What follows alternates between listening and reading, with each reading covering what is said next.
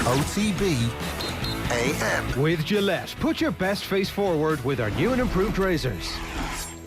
Bang on 7:30 this morning here on OTB AM. You're very welcome along to a very special show because we're getting to celebrate not just one but two gold medals in an Olympic Games by two different people who we totally believe in. It is a phenomenal time to be an Irish sports fan and a phenomenal moment, particularly to be you, Eoin Sheahan, who accurately predicted this. How are you? Oh, thank you. I was not expecting this whatsoever. What can I say? What can I say is all I'm going to say this morning. I think that on the gold medal front, it was a very good few weeks for Ireland. These things don't happen very often. There was a lot of us who had never really felt the feeling of what it is like to actually witness an Irish gold medal until Katie Taylor did it in 2012. So yeah. It is something very, very strange indeed, and to actually have it happen twice and having it happen in expected fashion, it's kind of even better because you're kind of like, you set yourself up for the occasion of all these moments, getting up in the middle of the night for the rowers or for the boxers and just kind of knowing that they're on the crest of something special. That really creates it. We obviously sent Aisling O'Reilly down to Portland Row yesterday morning. She was there at 5 o'clock. She saw the big screen being assembled and the people coming out. Sorry, obviously it had been assembled the day before, but the Hakuna Matata blasting out over the speakers, and loads of little bits of that content have gone viral and loads of bits of various other pieces have gone viral, but no piece of content has done more business than Eoin bragging about his predictions. We'll bring you that a little bit later on in the show, but I did see somebody tweet underneath it, I would pay good money to see what Eoin looks like walking into the office this morning. And Eoin, I don't know if you're familiar with Tom Wolfe's very famous book, Bonfire of the Vanities, which was turned into a fairly mediocre movie, but in it, he describes the pimp role, which is how the pimps of the Bronx walk around with their self-aggrandizing ego and arrogance. And it's exactly how you walked into the office this morning, kind of leaning forward. Nothing could actually make you fall. You are immune to gravity, that kind of thing. That's exactly what what it was like, pretty much. That little lap of honour that you've been doing last night, that you practiced, you carried it off very well. Congratulations. I didn't even watch the video clip that I posted on Twitter. That was just putting up predictions that we made a couple of years ago. 25,000 views later. I would say, that if you're making a prediction 18 months in advance, were there to be a couple of correct predictions in there, I would say it's just so impressive, to be honest. Let's not look at any of the other predictions that I've ever made, because I may or may not have thought that Wexford are going to win this year's hurling championship, for example. Tell me why everybody was crying yesterday. My timeline was full of people complaining about dust in the room, or I got a little bit teary. Why was everybody so emotionally connected to this fight and this victory and Kellie and her people? I guess one of the reasons is that, and he touched on it there, she is an athlete that we can believe in, and that goes beyond just the sporting performance. I think it's a person that, a lot of people just have so much respect for. This is a story where there isn't really a wrinkle of negativity surrounding it at all, and that can go to either sporting performance, it can go to tactics, it can go to a person's personality. That you can always find generally some element of negativity about a good news story if you want to. No matter how hard you tried to find negativity around this story, you would not succeed. There just wasn't a little bit of it, and I mean it is. I think we were all set off a little bit when she was so deeply emotional when Aaron Aveen was playing yesterday. And I don't know, were we living vicariously through her own achievement? Was that what made us so emotional? That this is somebody who was unbelievably happy, and we managed to avoid that usual human condition of actually not being happy for somebody else's happiness. I think that as a country we all really wanted to just see this woman happy, and she was unbelievably happy, and that made us all unbelievably happy, and that made us all unbelievably emotional. I think that's it, that she is somebody we were just rooting for as a human being, and she showed raw human emotion yesterday, which was just contagious for the way we looked at it. We drove around the house a couple of times, beeping the horn, brought the kids in the back. Can we go again? Yes, we can go again. Can we go again? Yes, we can go again. Did you have beep, the flag out? Beep, beep, beep, beep.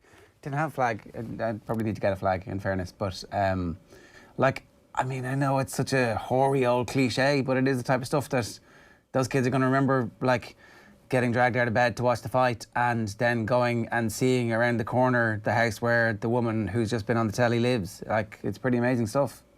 And that's certainly a part of it as well, that there is Like, I'm sure, like, it is a nationwide thing. Don't get me wrong, that is absolutely a nationwide thing. But people who, Well, the Kilkenny Spuds would prove that, wouldn't it? very good point. I would love to know if the man from Mooncoin actually brought the Spuds up with him to drop off on his way. I'd say there was no doubt about it. It was like, we're going up tomorrow. Where's the house? Very close by. Will we be able to find it? Actually, we'll Google map it. I'd bring up a feed of Spuds to make sure. I would not be surprised if there were hams and lasagnas and all sorts of stuff being dropped into the family over the next while, just to make sure that they don't have to worry about the cooking there for when she comes home, and they can all get ready for it. Yeah. And it is. I think everybody, it goes way beyond Dublin. But if you are from North Dublin, if you are from that particular part of Dublin, it just makes it all the more special. There is to your neighbour. I took a detour to cycle past the house again this morning on the way in. Like, I'm not lying. It was just, will I go into my... No, I'm just going to go and make sure that everything is still there, that all is right with the world. What's interesting, like, because I come in the same way as you do, what you see at the moment is the Heffo mural, you see the Jim Gavin mural, and then you see Portland Row at those three intervals. And Kellie Harrington is right up there with Kevin Heffernan as a Dublin legend at this point, in a different sort of way, but with similarly inspirational feats, I would have thought. And so, as you'd know, over the last 18 months, there's been posters of Michael Darragh Macaulay and Kellie Harrington up in the area advising people to wear masks and social distance. And I don't know if that was just local. Maybe the rest of the other Dublin boroughs had the same stuff up with local heroes in those areas. But she has been identifiably somebody of the area, from the area, proud to be from the area. She was a frontline worker during the COVID crisis and was at the same time injured and not sure if she was going to be able to make it back. And so the story arc has literally everything you would want in somebody who is...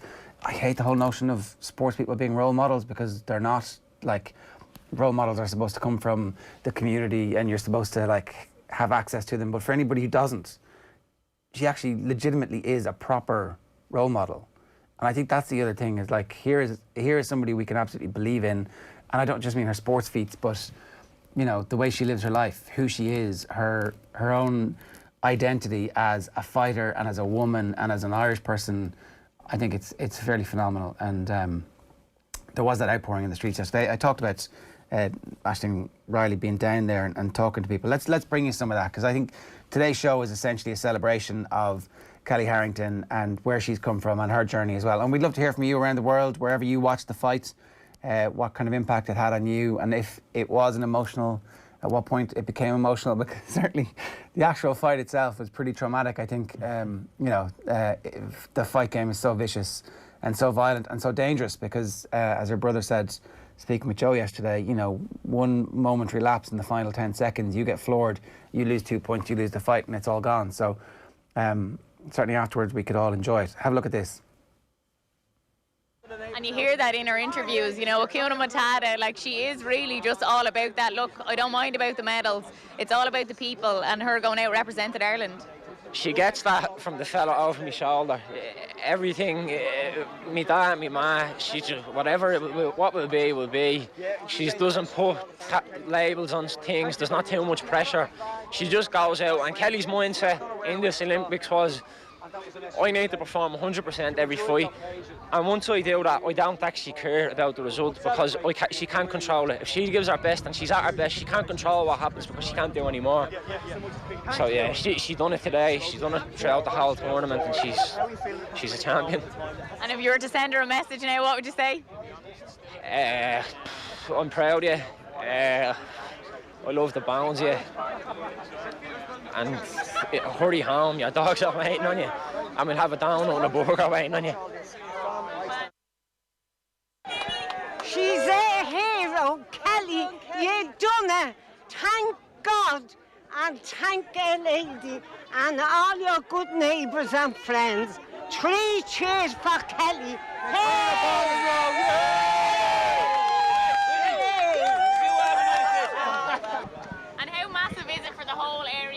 I have to tell you, I went to Mass yesterday evening and I asked Jesus to keep giving her that strength, because we knew she had a win and we knew she would have. But you always have to have that little book. And I'm after crying down there watching her. I'm after crying. You know, it's a big match or something like that when you see a lot of people at Saturday night mass, and I would say that around that district of Dublin, the church was packed on Saturday night. There would be no time on Sunday to get there in time before the fight, so Saturday night was key. Give Eoin a bigger desk, says Brian Dillon. Actually, no, Ger, you should move. Let the king take the throne. If you want to know what he's talking about, here is Eoin calling Ireland's gold medal haul at the Olympics 18 months ago.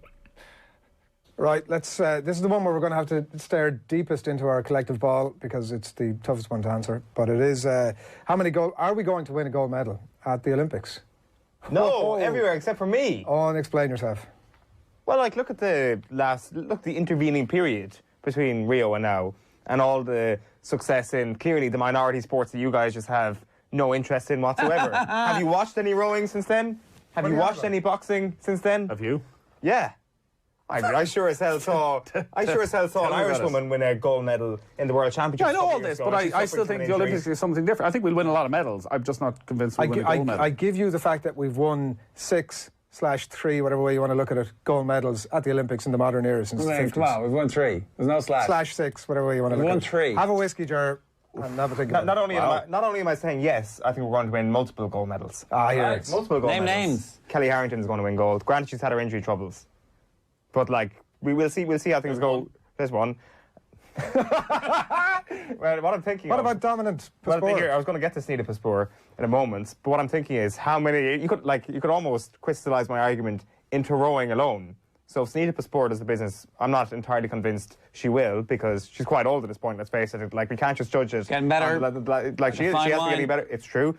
But Paul O'Donovan is clearly our best world-class athlete that will be competing. Paul O'Donovan and whoever he's in a boat with. And whoever he's in a boat with, exactly. And that is a decision, as far as I'm aware, that is still yet to be made. But we have one of the best rowers in the world in a scull, and I would give us every chance of winning that. The man's a genius, and we were all young once. They're my 2 takeaways from that.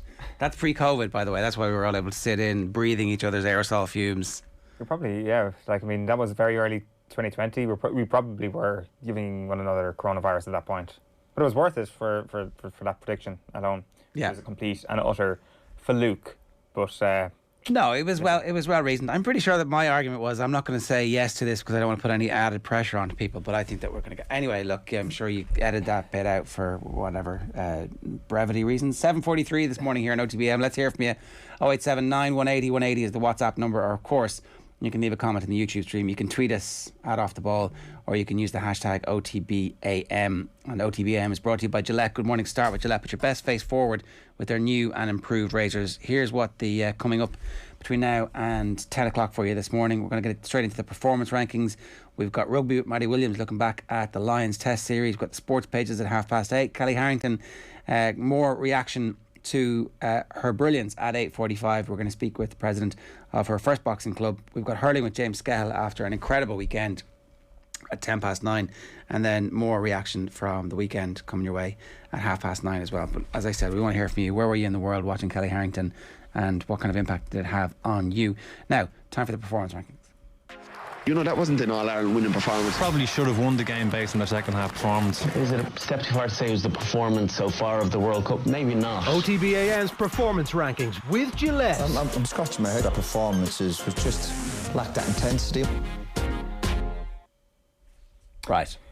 Let's get straight into this. The bad, the good and the grand. The bad this week, we're going to chat a little bit about the Lions in Barcelona, and in the grand we're going to chat about Ireland in general at the Olympic Games, and then in the good, naturally, Kellie Harrington's going to come up and the Cork hurlers. So if we start in red and actually start with the Lions, it's interesting, even looking through some of the back pages this morning, the feeling of negativity after this tour is sort of existential, that there is this sort of sense that the Lions tour let the game of rugby down, that as a spectacle it was so poor, and as a nation of sports people, South Africa were so mean, and their time wasting and their antics throughout the tour have brought shame on the game of rugby union, which kind of spells to me a little bit of sour grapes, to be quite honest with you.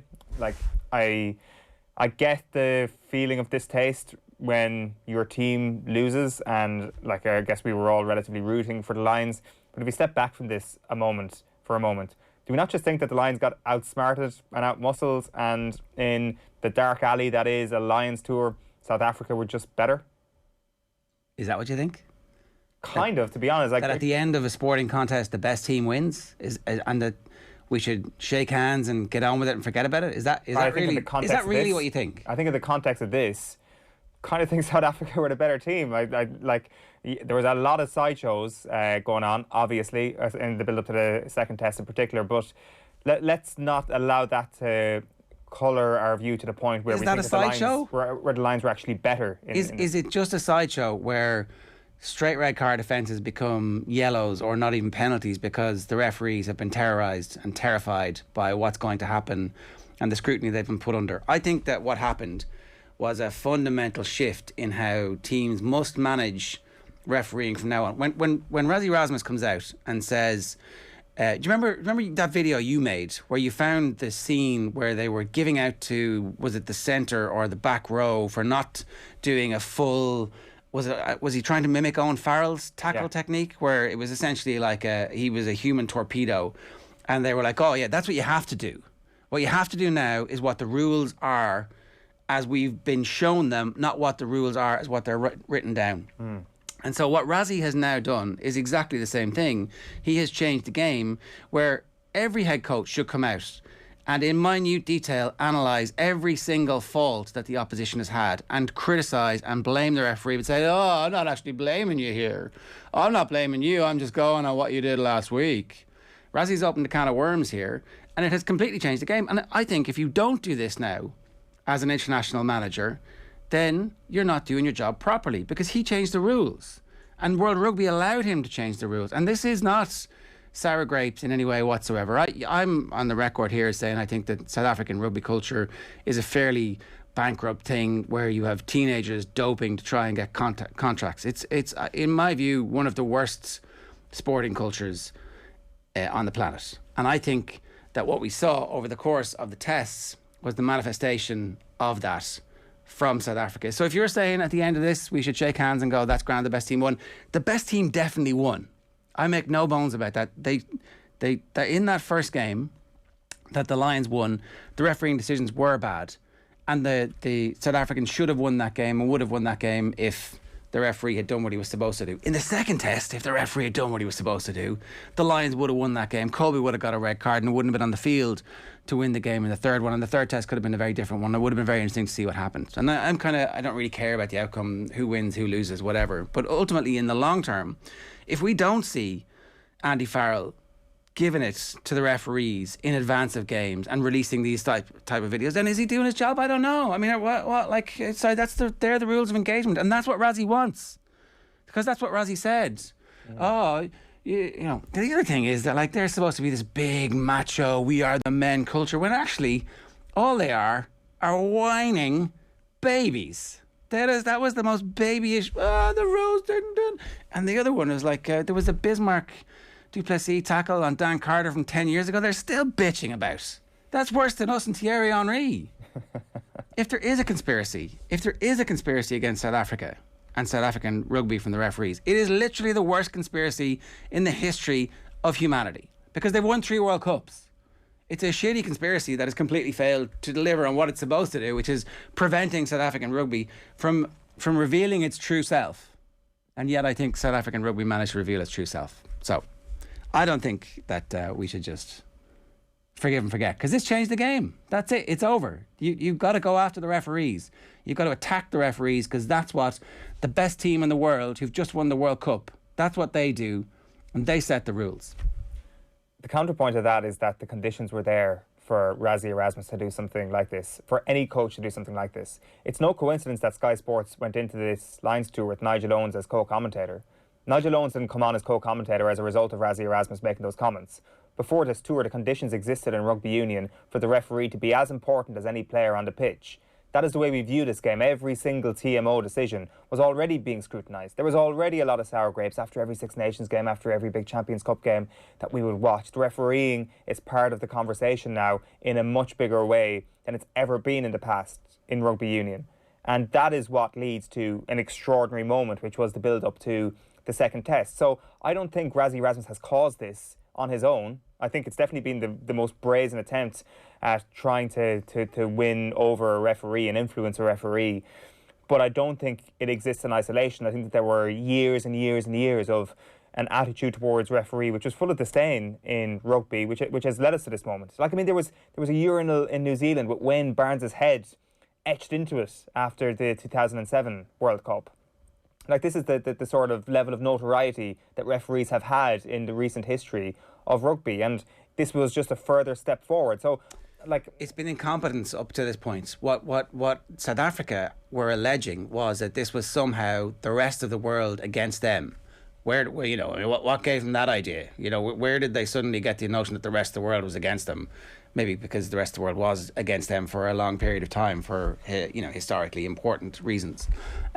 I think that's not actually a counterpoint. I think that explains stuff, and I think fair enough. I think that we're probably making the same point here, that like the game has reached a point now where it's really screwed. You would be very worried about the future of rugby. I do not expect Andy Farrell, for clarity's sake, I do not expect Andy Farrell to go and do an hour-long pre-match video every time pointing out how Kyle Sinclair is scrummaging wrong and how the number 8 isn't actually bound properly at the scrum. That would be boring and crap. And the game was crap. The second game was one of the worst games of rugby of all time to watch. Like, it lacked all form of entertainment because of what Rassie did. And I'm being completely facetious when I say that you should do that, because you shouldn't do this. And World Rugby needs to throw the book at them, but they won't.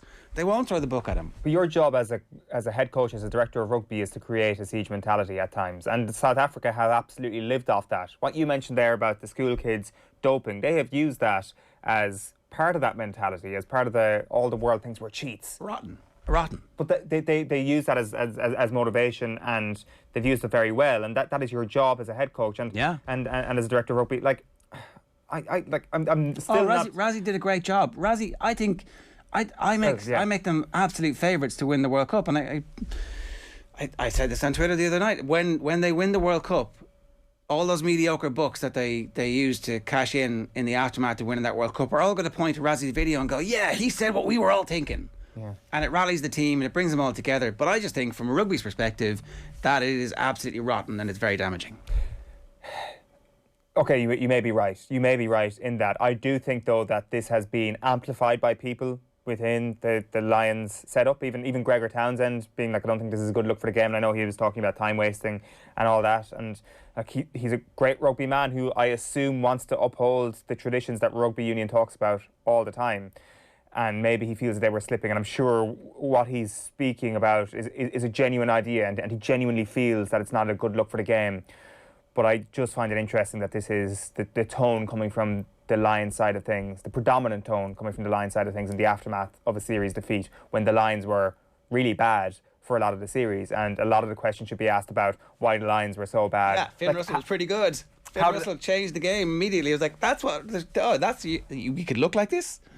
Robbie Hedger can get the ball in a bit of space. Wow. Okay. Look, we'll move on, because we're going to do Matt Williams in this a little bit later on. But you're right. The Lions should absolutely be in the red, but South African rugby culture, not interested. Morning Stain strikes again, it says on screen. Oh my God. Like, you were talking about predictions. Neil Tracy the other day did say that he was going to come on and score in the 79th minute, and I think he actually got it bang on. We're going to move on to Barcelona, who are in the red, because you made Lionel Messi cry, Barcelona, and that is a good enough reason for you to be in the red as far as I'm concerned. Now, I will say that, like, I mean, this is obviously a very public breakup, and Lionel Messi has got his act together and moves on pretty quickly. If reports are to be believed, is it like keep saying it? I see Goal reporting it as well, that a medical with Paris Saint-Germain is due today. So Lionel Messi has packed his bags and is getting going on his Parisian adventure pretty quickly. Now, in fairness, there is a season just around the corner, so you can't really blame him on that front. But there are a couple of different interesting wrinkles to this thing. Just looking at Paris Saint-Germain play last night, they got their Ligue 1 campaign up and running with a win. Their second goal scorer on the night was Mauro Icardi, who is, of course, Lionel Messi's fellow countryman. And this is one thing that I'm going to be quite interested in. How does the Lionel Messi-Mauro Icardi relationship work when he arrives at Paris? Because Icardi is, of course, married to Maxi Lopez's ex-wife, which was this relatively dramatic thing for Argentinian football over the past 5 or 6 years, where Maxi Lopez, who was really good friends with Lionel Messi, felt betrayed by his former teammate who went off and ran away with a young one, aka his wife. Messi allegedly issued an ultimatum to the Argentine Football Union, saying that he wouldn't play for Argentina if Icardi was to play for Argentina. Now, Messi has disputed that, but the fact of the matter is that Icardi hasn't played for Argentina in years. He hasn't got a call-up in a long, long time. So does this simmering beef between them become a little bit of a problem at PSG? I would say that if you're Nasser El-Khelaifi, I think that there's one head that rolls in that particular situation if Messi is there and he won't play with Mauro Icardi. It is going to be...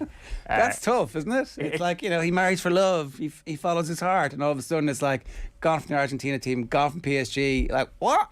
I mean, come on, Messi, get over yourself. Yeah, maybe it'll be fine. Maybe there's been enough water under the bridge at this point. The other thing now is that, like, Mauricio Pochettino, the pressure is on now, boy. Like, this has been a real career upgrade for him. As good as he was at times with Tottenham Hotspur, to be a manager of Neymar, Mbappe and Lionel Messi is a phenomenal situation to be in, but it's also the most high-pressure job in world football now, because, yes, you need to win your domestic league, no questions asked, which, let's not forget, they're not actually champions of at the moment. But they absolutely need to win the Champions League now. There can be no questions asked about that. Like, maybe with just Neymar and Mbappe, you could say, well, Manchester City have also a really good squad, and Messi is playing with Barcelona, and they're always going to be a contender. But this changes everything. This makes you have to win the Champions League and knockout competition, or else it has been a failure of a season. It's going to be fascinating to see the three of them play together. Like, I assume Mbappe is going to stay now that everybody in La Liga is completely screwed by these rules. You would kind of have to fear for someone like Wijnaldum or Ander Herrera and the amount of running they will have to do throughout the season. Can a team with those three stars up front, all three of which aren't necessarily known for their work rate and their tracking back, can a team like that actually win a Champions League? Yeah, I don't know. It's going to be very interesting to see. PSG 3-1, 7-2. Manchester City 3-1, 7-2. Bayern Munich 8-1. Liverpool 9. Chelsea 10. Manchester United 12-16, and Juve 20. They're the odds. So if you think that they're nailed on to win, anyway, I don't know. What is also a really kind of an interesting off the pitch angle in all of this is UEFA's. Is it UEFA or the European football's financial fair play rules? Because obviously Spain's FFP has come under the microscope quite a bit over the last week or so, and I think we've all been a little bit shocked and reminded by how stringent their rules are, where those rules simply just do not exist on a European level. And in fact, European football relaxed the rules last year to allow for more spending during the pandemic, more losses during the pandemic, which has obviously played right into PSG's hands, right into Manchester City's hands. But one of the outcomes of the Super League debacle was that Agnelli is gone as the head of the ECA, and his replacement is Nasser El-Khelaifi, head of Paris Saint-Germain. The ECA are going to be drafting up new financial fair play rules later on this year. So Nasser El-Khelaifi will be coming up with the rules around financial fair play on a European level, which will directly impact his club. There is a sense out there that they're not going to get stung for another 3 years. And I've seen it reported that because of the sanctions being put on the long finger for 3 years, that PSG are going to do everything in their power. They're going to lose as much as they want to over the next 3 seasons to actually win this thing. So if you think Messi is the final piece of the jigsaw, then think again, there might be bigger spending coming from Paris. Well, especially because they don't have to spend the transfer fee that they thought they were going to have to spend on Leo Messi back when... anyway, it's all a bit of a mess. Right, let's move on quickly. Yeah, just very quickly, let's just mention Team Ireland in the orange. I think that's a little bit harsh. I think 2 gold medals is an automatic green. But if you take away the 2 gold medals, the rest of the performance has been up and down, and in a really entertaining way. Like, I know that the athletes who had so much heartbreak won't see it like that, but I certainly don't remember an Olympic Games where we've experienced so much frequent annoyance and heartbreak and frustration watching so many different sports. And it went from the second day of the games, from the taekwondo and Jack Woolley's extraordinary defeat in the first rounds, to Rhys McClenaghan in the middle weekend, which was just devastating, to Natalia Coyle last Friday. And you can throw in the hockey team and the men's sevens team in the rugby as other moments of real disappointment in these games, which kind of happened in weird ways. And also, wouldn't it have been great to see Rashida Adeleke at the games, to see what she could have done as part of any of the thing? And wouldn't it be great now, thinking she's got that experience, whatever it was, good, bad or indifferent, for Paris in 3 years' time? Yeah, that would, and Sonia O'Sullivan was making that point on TV that would have been a great chance for her if Athletics Ireland were a little bit more brave with their decision making. Even if she'd gone as a reserve and actually subbed in for the final of that 4x400 mixed relay, that could have actually been. Might have in the end helped Phil Healy too. Who knows? Well, exactly. So there are tons of those different moments that come from a really positive games, but I think that is just the nature of the beast. When you send 116 athletes to a games, somebody's going to get hurt along the way, and it just turned out that, and I forgot to mention Rory McIlroy as well, it just turned out that the way Ireland lost was quite heartbreaking in a lot of ways. And was Rory McIlroy I'm not interested in this, I don't know what this is going to be, this is going to be rubbish, this isn't very good, oh my god, I can't believe how good that was? Is that the arc, which is exactly the same as the Ryder Cup arc he went on? Rory McIlroy was like the nana we heard from Portland Row after his final round. He was making Virgin Mary signs with the tricolour around his back after missing that last putt. He was I'm in on Team Ireland at this point. He has had this arrival, and he said he never tried as hard ever to win something. But finished third in his life. Yeah, and I should mention that just at the end, just to go back to Natalia Cole, because we're kind of reviewing the weekend here this morning. That was our last real moment of heartbreak, I think it's fair to say, over the course of the Olympics, and I think it just has to go down as one of the most extraordinary bad news stories in Irish sport ever, because the country came together on Friday afternoon in large disdain for a horse, and Constantine etched in the annals of terrible, terrible people who have done terrible, terrible things to Irish sports fans over the years. Obviously it wasn't funny, but it has a comical side effect. We sat and watched Natalia Cole, and it was kind of like this jaw-dropping moment where we all became aware or reminded of the rules of modern pentathlon, where you have to be a horse whisperer to actually succeed in this thing. And then we saw the German favourite suffer. And I'm not sure, did you see the story that came out after this? The German's coach punched the horse. And is now up for animal welfare. It has been criticised massively on that front. German modern pentathlete and Newcastle fans, or was it a Sunderland fan? It was Newcastle, wasn't Newcastle, it? Yeah. Together at last. No, I would never have thought that we would be united as a nation trying to spout our disdain for Constantina Horse, and I even less expected to hear about a German coach punching a horse. The modern pentathlon is mad, and we just happen to have someone who's very, very good at modern pentathlon, so we were sucked into the madness of it, and unfortunately said madness involved great disappointment. Yeah, the last 24 hours of the Olympics was pretty amazing. The Olympic handball was on, the water polo was on, all the stuff that I really think the Olympics should be over a month instead of the concertina version that we have right now, because I didn't get the opportunity to spend enough time getting into the climbing, which looked absolutely mental. Yeah. Or the BMXing, which I would happily spend a Friday evening going, or Wednesday evening. I'm going to sit and watch a couple of hours of this because I never get to see this, and it looks brilliant. So if we could fix it that the Olympics in Paris is over 3 weeks even, wouldn't that be better for all of us? Make a massive difference, because there is this sense that the swimming and the athletics is so important, and it is. They are the two main sports of the Olympic Games, but when they're on, you're kind of stuck on them a little bit. You're watching the 1500 metre final, you're not watching the speed climbing. I do think the time difference probably didn't help, that we were kind of living off highlights a little bit, flicking fast forwarding. It was rubbish. There's no point. The time difference is rubbish for us. I see now how bad it is when it's in this part of the world for the rest of the world, and I understand that it's a completely old Europe-centric view of the world, but look, them's the breaks, right? Yeah, absolutely. We will move on to the greens in the performance rankings. There's a couple of important bits here. Obviously, Kellie Harrington is up there as number one, but Cork also in green. This was a roller coaster yesterday, because as that second half was progressing, you started to root for Cork certainly I hadn't rooted for Cork in a way I was rooting for Cork yesterday in the second half, because it just felt like, and I kind of tweeted this, is kind of like they had that Arya Stark mentality of not today, that there was going to be, there were so many warnings in the past that Kilkenny could do to Cork what they've always done to them in living memory, do to them what they did in 2019, which was a really good second half where Cork just kind of laid down and were kind of lily-livered in their approach. And the way they performed in the second half and the subs they brought off the bench and the impact that they had, it seems to me that we were seeing a new Cork yesterday.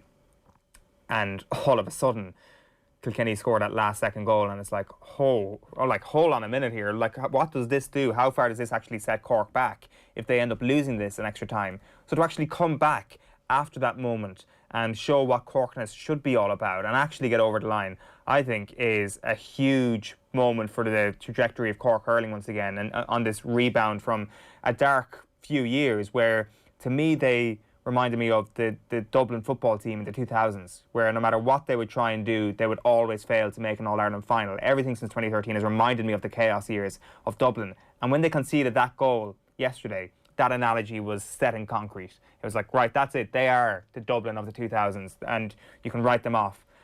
And then they hammered them in extra time. They didn't just win in extra time, they hammered them in extra time. And it's like, are they just so beautifully unaware of the pressure that they were under? Are they so brilliantly cocky in themselves that they just weren't aware of what they just done, what they just bottled, that they went out to perform like they did? And that bodes really well, maybe not for the final, but for the future of this Cork team, because they are a young team and we're starting to become aware of them. And I don't know, I think that's the sort of mentality that will lead to Limerick being beaten eventually. I don't think it'll happen in this year's All-Ireland final, but I've changed my view completely after yesterday's game and even before extra time, where I thought Kilkenny were the team to beat Limerick this year. But now I think we're actually getting the All-Ireland final we deserve and that hurling deserves. Yeah, it's going to be pace versus pace and power. Very interesting to see exactly how close Cork can get to Limerick and how much they can rattle them. We'll obviously preview that in more detail. So if you want more of a hurling fix, check out the James Skehill piece that we're going to do a little bit later on in the show. And if you want more Kellie Harrington fix, then get over to the highlight stream on the OTB podcast network. You can subscribe to that on the OTB SPORTS app. So Kellie Harrington's obviously number one, Cork hurling number two. We'll talk Limerick, as I said, with James Skehill a little bit later on. Ireland's Olympics in the middle, Barcelona and the Lions in red. We're going to talk rugby in just a moment with Matty Williams, but that is this week's Power Rankings. OTB AM's performance rankings with Gillette.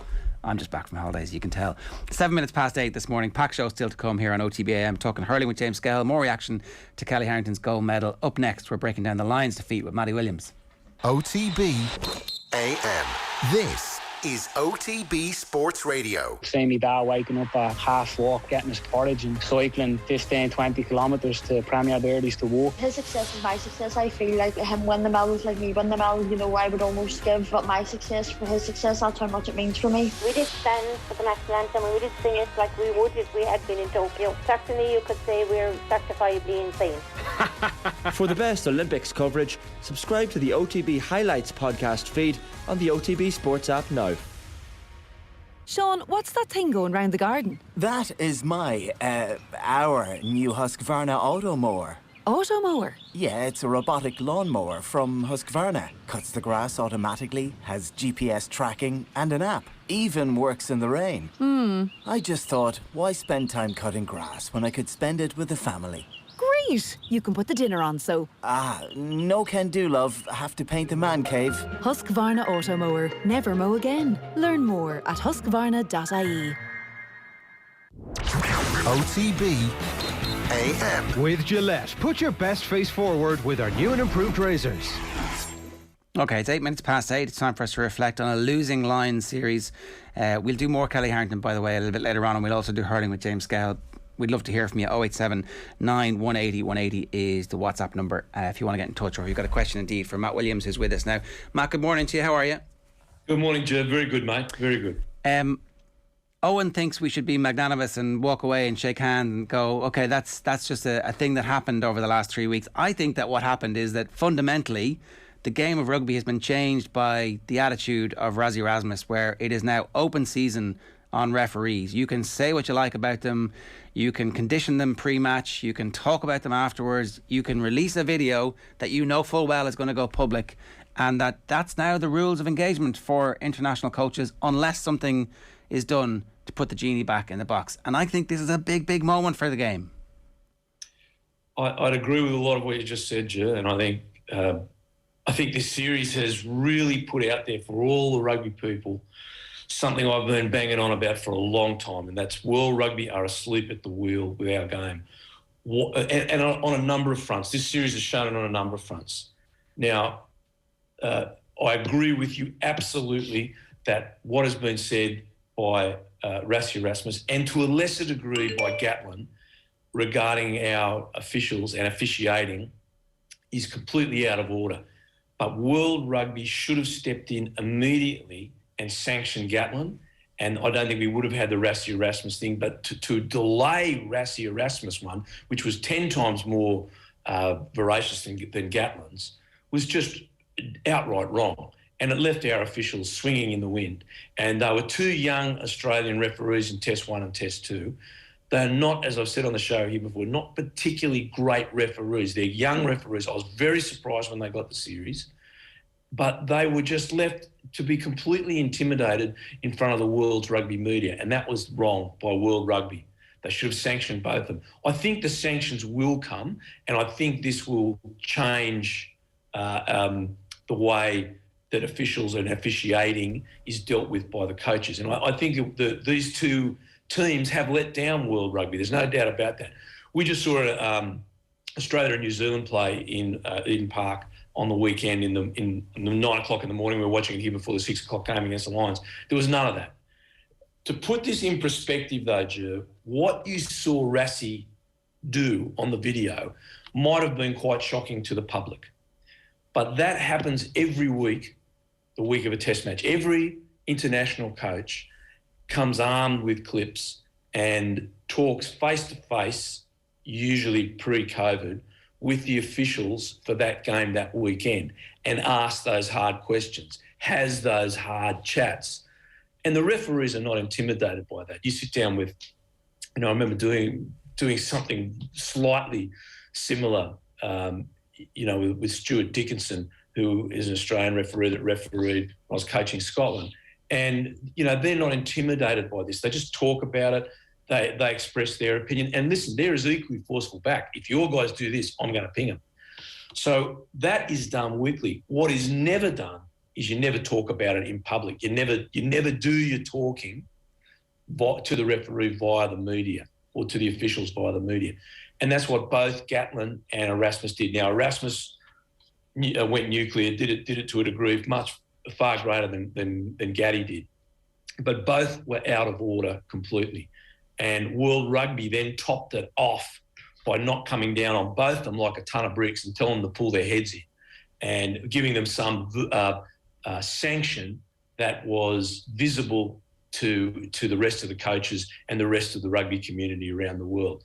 Now, fortunately, as I said, the next big game we saw, the Bledisloe Cup game, we didn't have any of that. And there was a great deal of respect showing for the officials. Remember, there was a New Zealand official refereeing that game. So there was all the chance of saying it's biased and all this, but we're in COVID, you can't do anything about that. So I don't think the game is ruined, but I think this series did certainly no favours for rugby. In many ways brought it into disrepute. So what kind of sanction for both Erasmus and for Gatland would prevent other coaches around the world looking at that and going, that's the new normal, I can get away with this?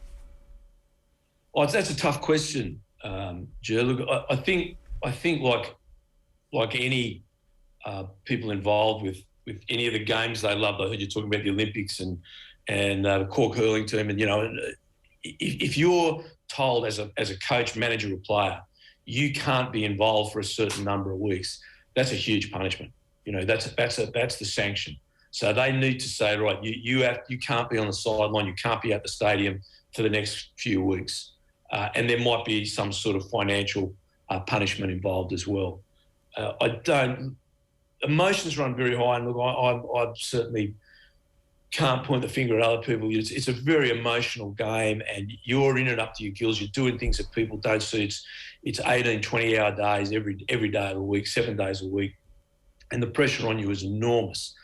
And occasionally people make mistakes. And look, I believe that both Gatlin and Erasmus made very bad mistakes. I think they'll both regret what they did, but they did it under the intense pressure of that environment. Now, the difference between a coach and a player making a mistake, a player has a split second to make a decision and he might get his shoulder in the wrong place and he is sanctioned for that.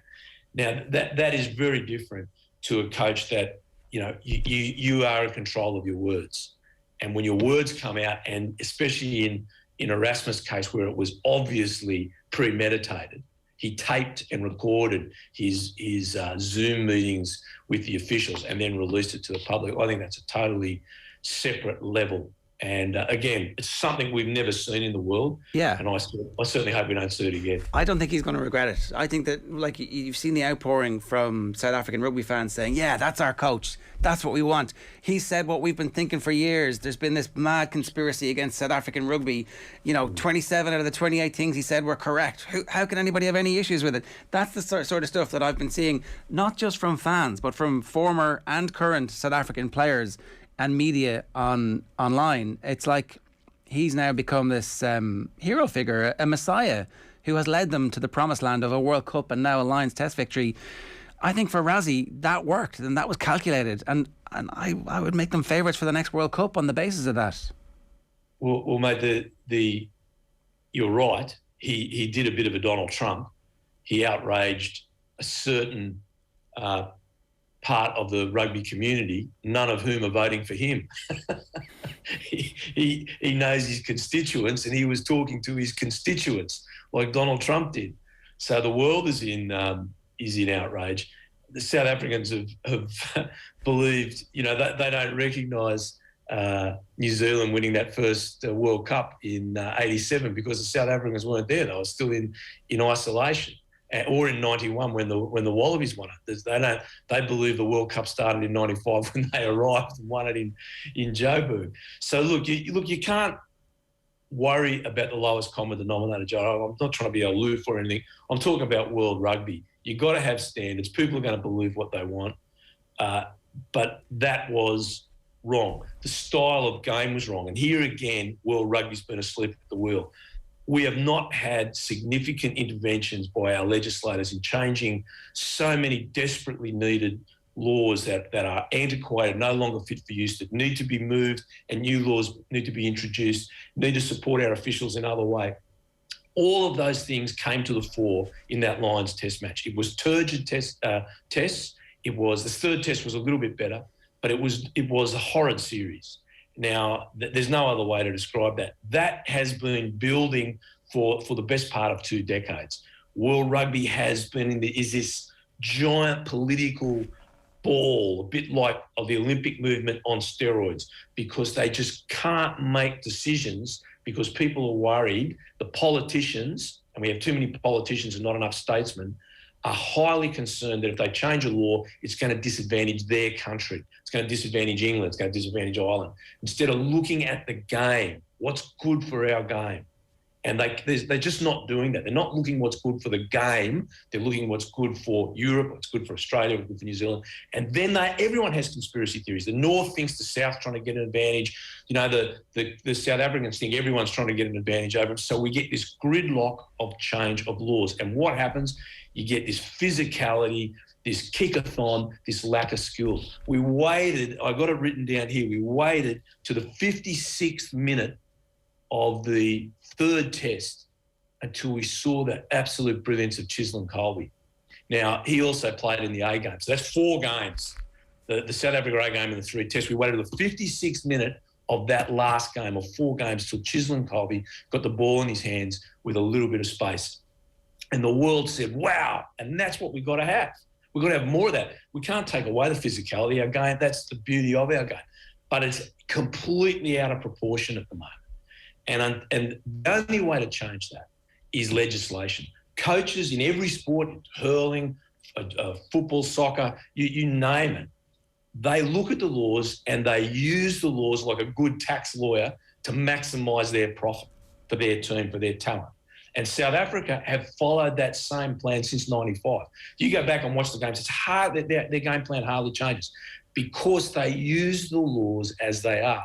And until we change the laws to get more space between teams, that the scrum is not a time waster and that everyone's scrummaging for penalties, where the maul is not this ridiculous thing that just keeps going and going and going every time, we're going to get more games like that.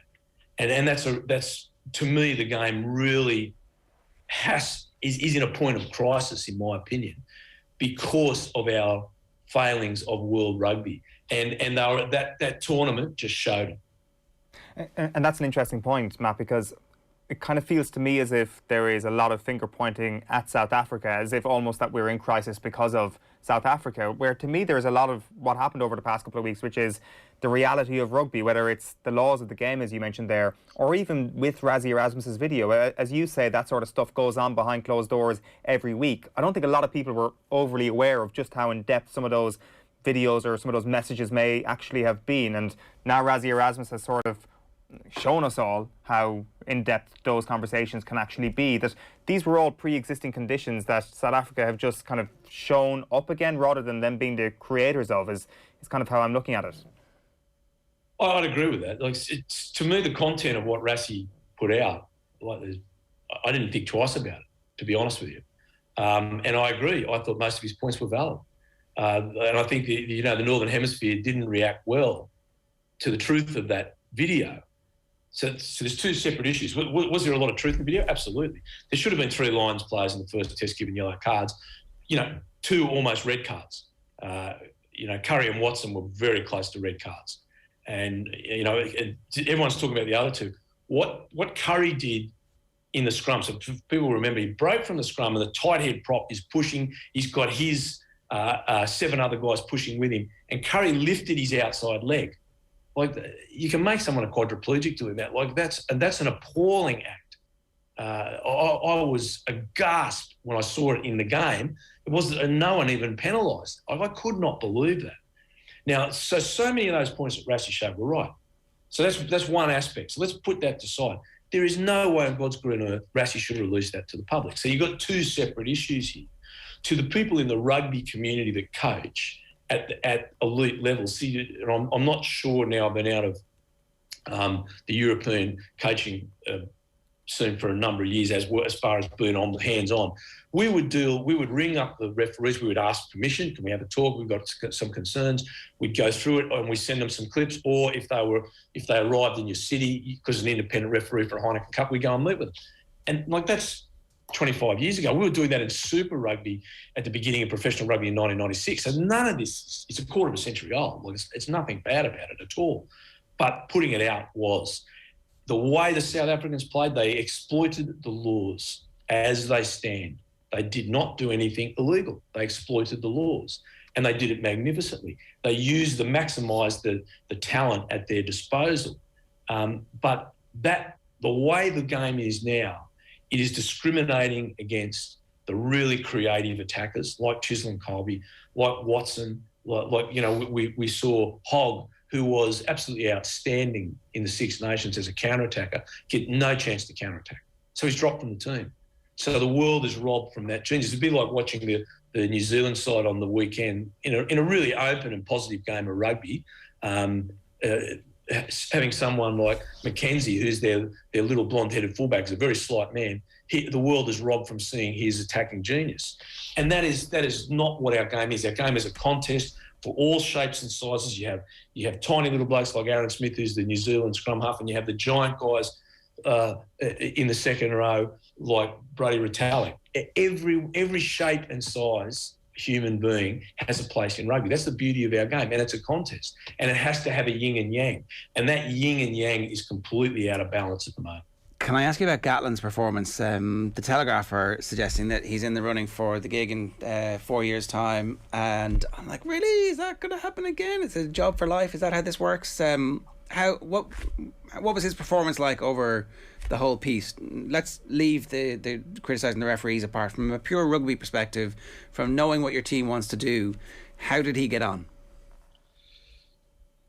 Oh, gee, I've got to say something against Caddy, who I respect deeply. But look, we're all human and we all make mistakes. The biggest influence a coach has on a game, the biggest influence is the players he selects. And I think from the very day that this squad was announced back in May, the selection of the team and the squad did not match up with the on-field tactics. At the original selection, there were 0 specialist outside centres selected in that side. Like, it's madness. I don't know I haven't seen any squad in the modern era around the world in the last 25 years that didn't have specialist outside centres. And I looked at it and I just shook my head. And the fact that they played 3 different outside centres in the 3 tests tells you that they got it wrong. They also wanted to play a game to get to the wide channels. And you could see that in the lead-up games, and you could see it in the 3rd test. They were trying to do it there. And then they selected Dan Biggar at 10, who had no chance of getting the ball into the wide channels. Not his game's a fine footballer and a fine player, but the selection didn't match the tactics. The biggest piece of luck they got was Biggar got hurt and Finn Russell came on, and they were in that game. And we saw the ball get wider. We saw the ball get moved there. Now, I had questioned whether Finn Russell could win a game. Definitely knew he could win a game, but he could lose your game as well. They didn't recognise that early enough. They finally put him on the bench for the last game of the tour. He was fortunate, came on and could have changed the series. So the selection did not match the way the game needed to be played to beat South Africa. We look at the mirror image of that. Morné staying on the bench for the last game, comes out and wins it. They got their selections right every single time. You've got to give the South Africans credit. It was negative. It was physical. It was not particularly pretty. They had Am at outside centre, who was almost the player of the series, in my opinion. He was absolutely outstanding. And they got their pack and everything right. There was a few wobbles in the first test, but they got their game plan and their selection to match. Gaddy didn't get his selections and his game plan matching at all. Should he be the guy for the next tour? Well, I don't even know if they've landed back. They landed this morning back in the Northern Hemisphere. I don't know. It's too early to say that. From my opinion, whether the Telegraph wants to talk about it or not, I think there's a lot of water to move under a bridge before that occurs. Does the direction in which rugby is travelling, as you've already outlined, tell us why Finn Russell wasn't selected earlier? No, I don't think so, Tommy. It's not quite as simple as that. Finn's own performances lead me to say that. I think I love watching him play. He is brilliant. And you can see him after the game, the very last act of the game. Morné Stone taps the ball and kicks out. Finn Russell comes through, sprints through, try and charge it down, fails to charge it down, and just puts his arm around Morné Stone and smiles, laughs, pats him on the chest. Great sportsmanship. And he that's the way he plays the game. He plays the game with a smile on his face. You see he comes on, has a smile on his face. But that can lead him to do things that are quite unnecessary and are not good at game management or what the team requires. He got sin-binned in the Six Nations for tripping.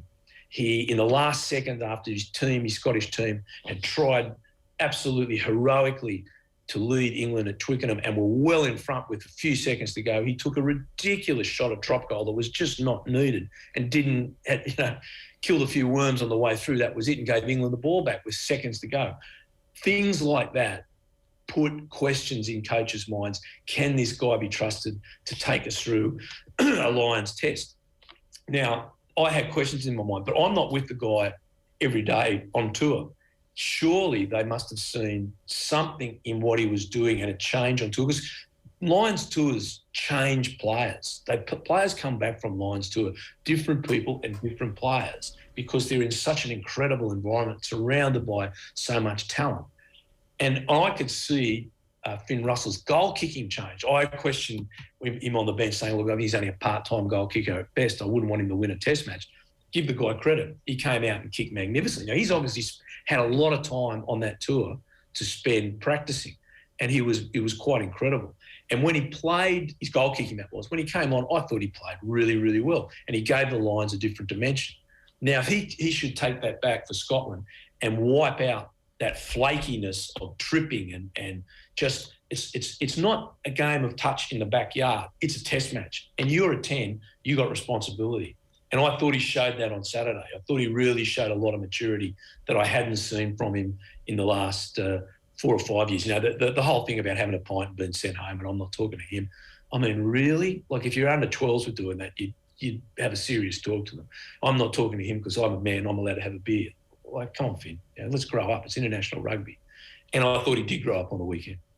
Yeah. Matt, been great having you along the ride for the duration of the test series. Who knows what the future of the game is? We're all a little bit worried about it, but I think you've articulated it brilliantly for us this morning. Cheers. Pleasure, Joe. Thanks, Tommy. See you now. Matt Williams there giving us some thoughts. OTB AM brought to you by Gillette. Good morning. Start with Gillette. Put your best face forward with their new and improved razors. And every Monday morning, we're giving you the chance to win a Gillette starter pack on the performance rankings. All you have to do is get in touch and send us who you think should make the cut and why. Whether or not they should be in the green, the amber or the red. The winner will be chosen before 9:30 this morning, and loads of entries already getting in touch for that one. After 9 this morning, James Skehill is going to join us to talk hurling. Tommy Walsh was obviously at the Kilkenny Cork match in Croke Park for OTB yesterday afternoon. Here he is talking about Cork's chances against Limerick. Yeah, can Cork beat them? Of course they can.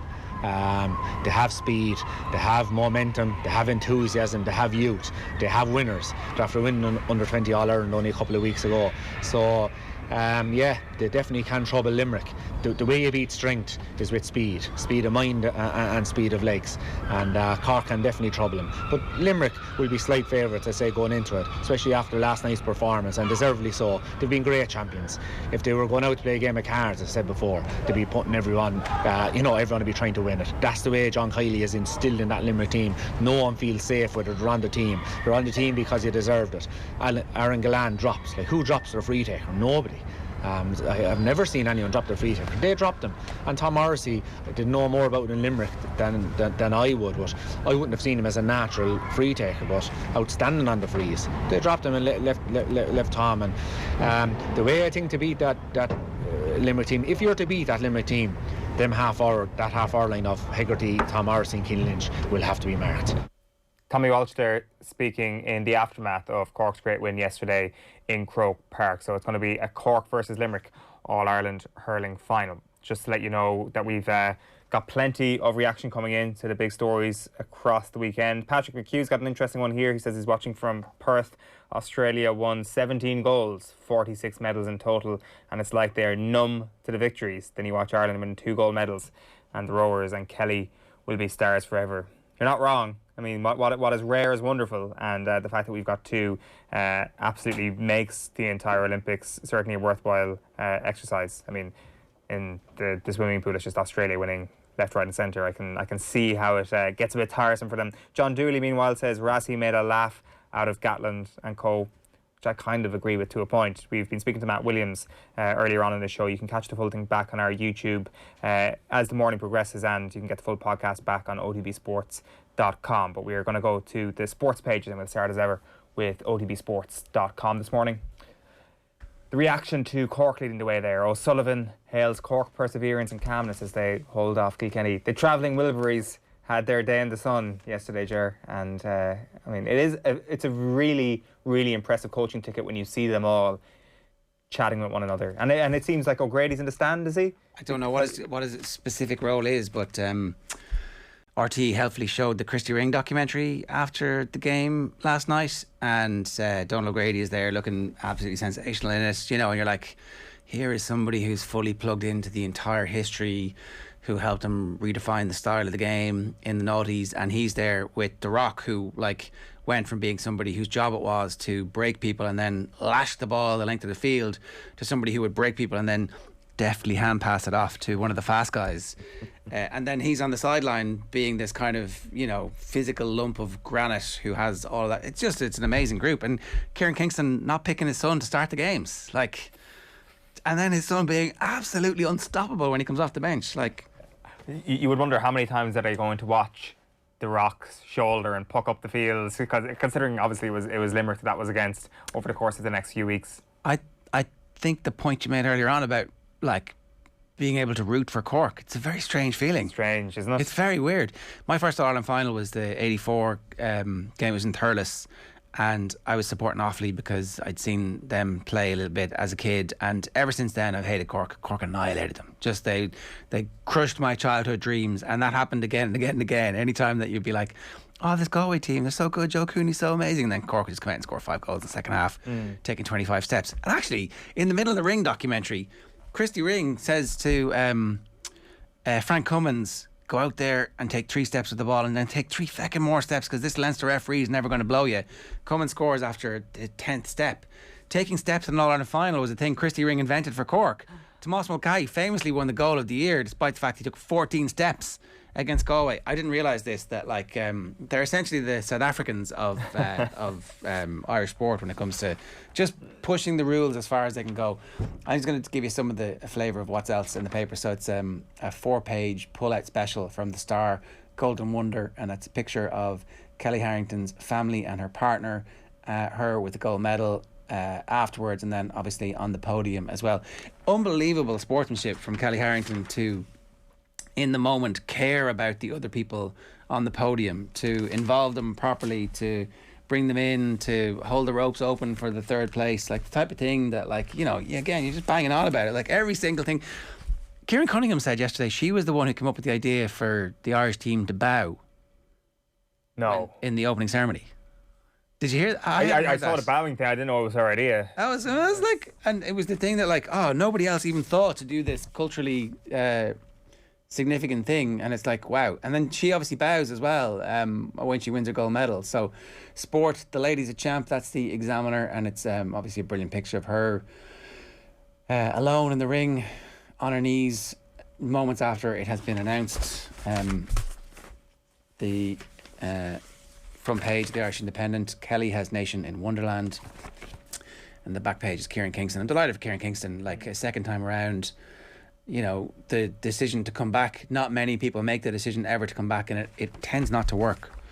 Anyway, so Gatlin to be offered 2025 Lions job. That is the piece from Daniel Schofield in the Telegraph. So I don't know. It's interesting, isn't it? It seems very premature. Maybe they're looking at Australia and thinking to themselves, this is going to be the easy tour, but like, they did need a deciding test in 2013, obviously. Gatlin made the big call, and maybe they feel that he'll make the big call again if it comes down to it. Maybe Australia will have their act together in 4 years' time. It does seem very premature. Like, who is next in line, I wonder, and who wants the job? It's a long time away. Let's wait and see, you know? Yeah. Let's, like, maybe it's Ron O'Gara, you know? Yeah. Like, he could be the best coach in the world at that stage. I don't know, but, like, let's cool the jets. Campaign to get O'Gara in as the Lions coach starts here. Harrington's golden moment is the back page wraparound from the tabloid sports section in the Irish Independent today. I don't want to do any newspapers, do we care? Kelly's gold star is Kelly is a gold star is the back page headline in the Herald. Kelly's pure gold is the front page of the Herald, and it's pictures of Portland Row as the decision is made. That great scene as well when everybody storms down to the family house. The family obviously had asked for privacy during the fight itself. The Daily Mail, you've done us proud, Kelly, is the front. Take communion out of schools, it's a great idea. The Golden Girl is the back page of the Daily Mail. Champ Kelly will keep feet on the ground. You nearly forget the Premier League's back next week, couldn't you? You would totally forget about it, yeah. The London Times, Britain's greatest of all time. It's one of their track cyclists.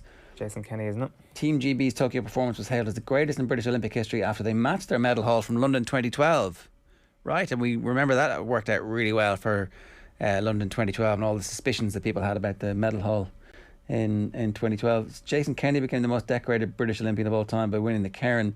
How does the Cairn work on? Explain it there. Can you do this by Kevin Kilban style Nations League?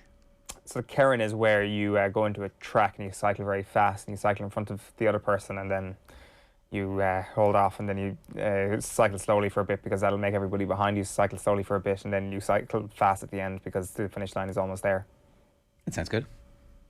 So that's how England are very good. Box dark arts need action. I don't think it's good for the game, said Gregor Townsend. I would hope World Rugby would look at it and how we can make that better. Oh, God. I don't know. The Guardian. The other big story of the world is that Leo Messi, the greatest footballer of all time, is being forced to leave the club he wants to stay for, the club he's been with since he was a child, because they couldn't work out the accountancy rules. And it's not like they didn't know this was coming. The rules are written down, and they couldn't get rid of enough players because they've signed so badly in recent years to get the wage bill down under a certain percent of turnover. That's all they had to do. Just like plan for this. Oh, we're going to re-sign Messi more than likely if everything goes to plan, and so therefore we're going to need a little bit of space. There's a rainy day coming.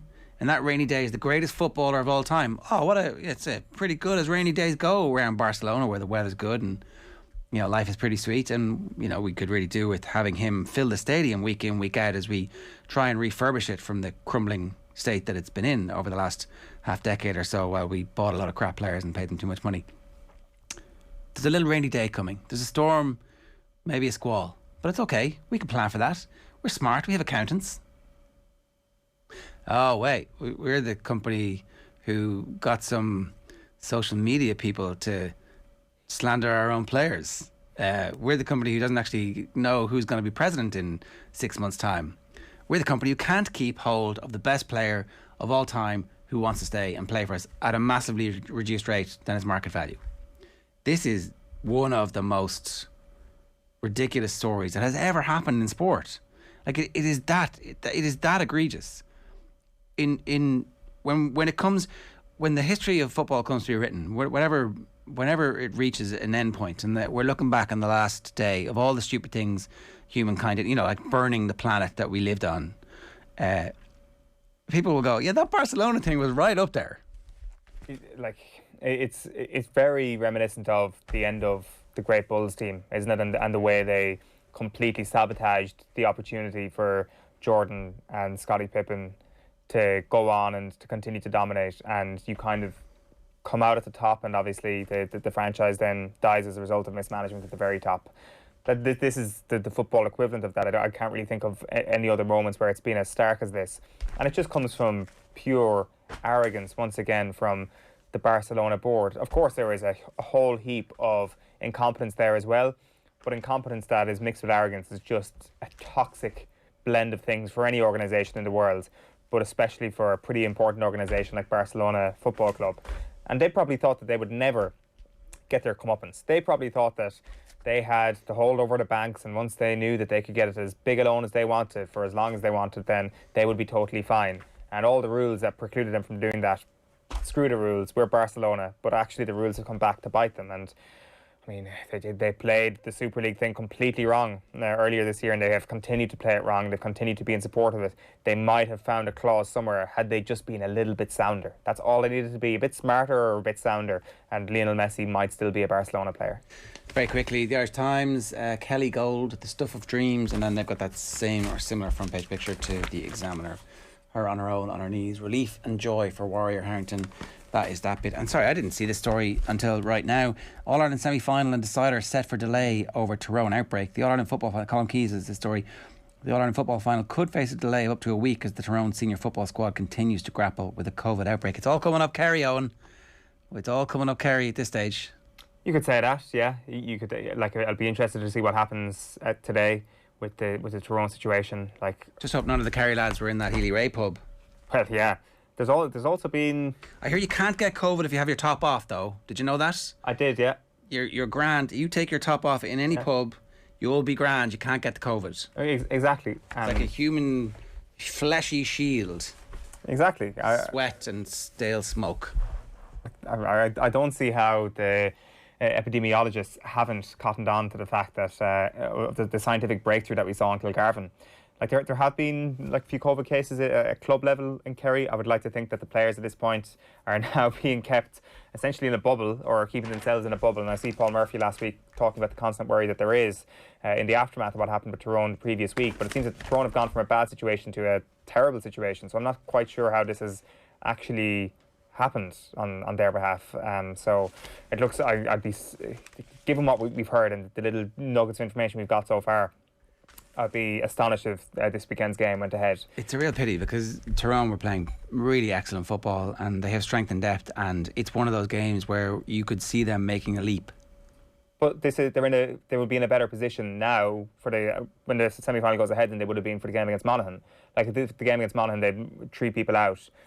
Those 3 people had still been out for the Kerry game, the game would have gone ahead and they'd be down those players. With the added time, Tyrone might have everybody back. Hopefully. Well, that's what I mean. It might actually benefit Tyrone in the end. Well, for the benefit of the year, it would be really great for us to have some good football matches. We kind of deserve at this point, having waded through however many miles of, what is it, in Shawshank that he has to...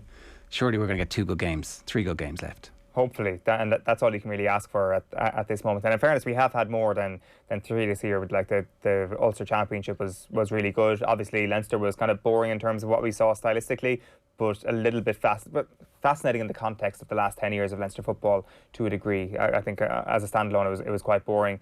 And I mean, Galway Mayo was a decent game for a good section of it as well. So it hasn't been the worst football championship on record, but that's not really saying much, and you would be hopeful for the last 3 games. Like, it's Mayo Dublin this weekend. We're going to kick our preview into gear over the next couple of days.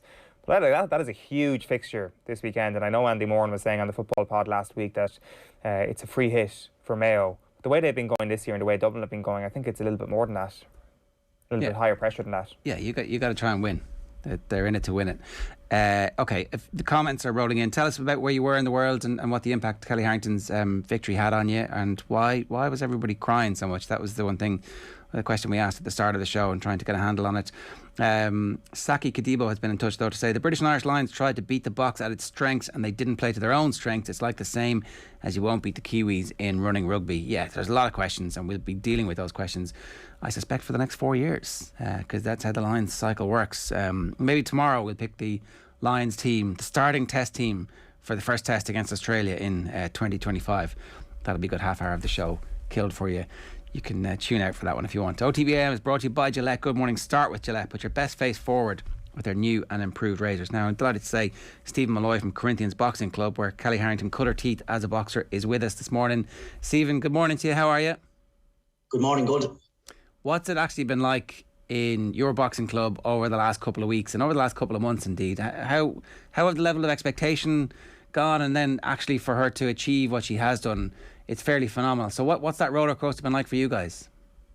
It's been spectacular over the last couple of weeks. As I said, it's a couple of months. The build up to the Olympics, it's been a long time coming. Just all the young girls in the club, like, they've just been excited every time she's been fighting the 4 fights. And the other girls, when they were fighting, they all stayed up late and early in the morning when they come back into training and they're chatting about it. And you can see the buzz in the club that they'd love to be there themselves one day. That has kind of, Kellie has obviously been part of the 20 by 20 campaign. Somebody pointed out that there was a huge poster in Dublin 1, Show Your Stripes, where Kellie was part of that. So she's been a very visible presence around the Dublin 1 area specifically, as well as nationally over the last while as a role model. How important is it for those kids in your club, the young boys and the girls, to actually see somebody make it all the way? Oh, it's absolutely, it's critical. It's brilliant it is, because she's on all the posters around Dublin's north inner city. Before the Olympics, she's been on pictures on the wall. She's been on pictures saying that this area is where she took her first boxing lesson. And that's been brilliant for young kids walking around the streets and seeing that. And then asking questions, who's that girl on the poster? What's she talking about? And we're trying to explain to them that she came to the boxing club and when she was 15 or 16, and she came in and this is at the moment now, this is what she's had to do, and she's had to get an Olympic gold medal. And for the young kids that want to be like her, it's unbelievable, because the last couple of weeks the phone hasn't stopped. Young girls, parents ringing to ask, how do we get the girls into boxing? How do we join the club? And it's just been a roller coaster for the last couple of weeks, people looking to join the club.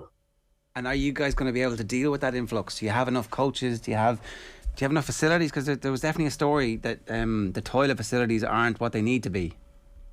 Oh, there's no doubt that we have enough coaches and volunteers. That's been fantastic over the years with Corinthians boxing clubs. It's been known that the coaches and the volunteers are there. We are there to work with the kids. We have the people there to come in and spend their time with the kids. They're doing 12-hour shifts, but they're still coming in and they want to see the kids work hard. But at the moment, now we've only one toilet in the club, and it's mostly for boys. So over the next couple of weeks or couple of months, there's a couple of local TDs and local senators going to try and sort something out to get girls' changing rooms and girls' toilets, because at the minute now it's just a bit hectic. We have got about 10 to 15 girls in the club at the minute, but having them to queue up, and for the coaches trying to coach the kids, having to go in and clean the toilets every 5-10 minutes after the boys so the girls can go in, it's not the right preparation for girls to be coming. We have one particular girl that plays for Shelbourne Football Club, and she's in the boxing as well.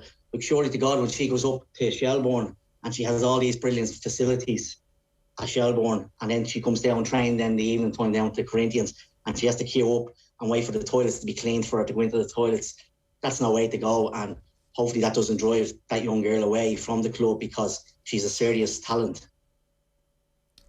It's a fairly shocking indictment of the politicians in the area that it needs Kellie's gold medal for them to get interested in this, Stephen. You know, like you're right. It is completely unfair that a boxing club in the North Inner City doesn't have the same facilities as everywhere else. And like, you know, we always go back to the 150 grand for the hockey pitch that the former Minister for Sport managed to sort out, but he couldn't sort out toilets in a boxing club. It's fairly ridiculous. And I wonder, like, I know this is a big opportunity for you guys to get these facilities, and it's really important that that happens, but there must have been a little bit of anger that you haven't had this before.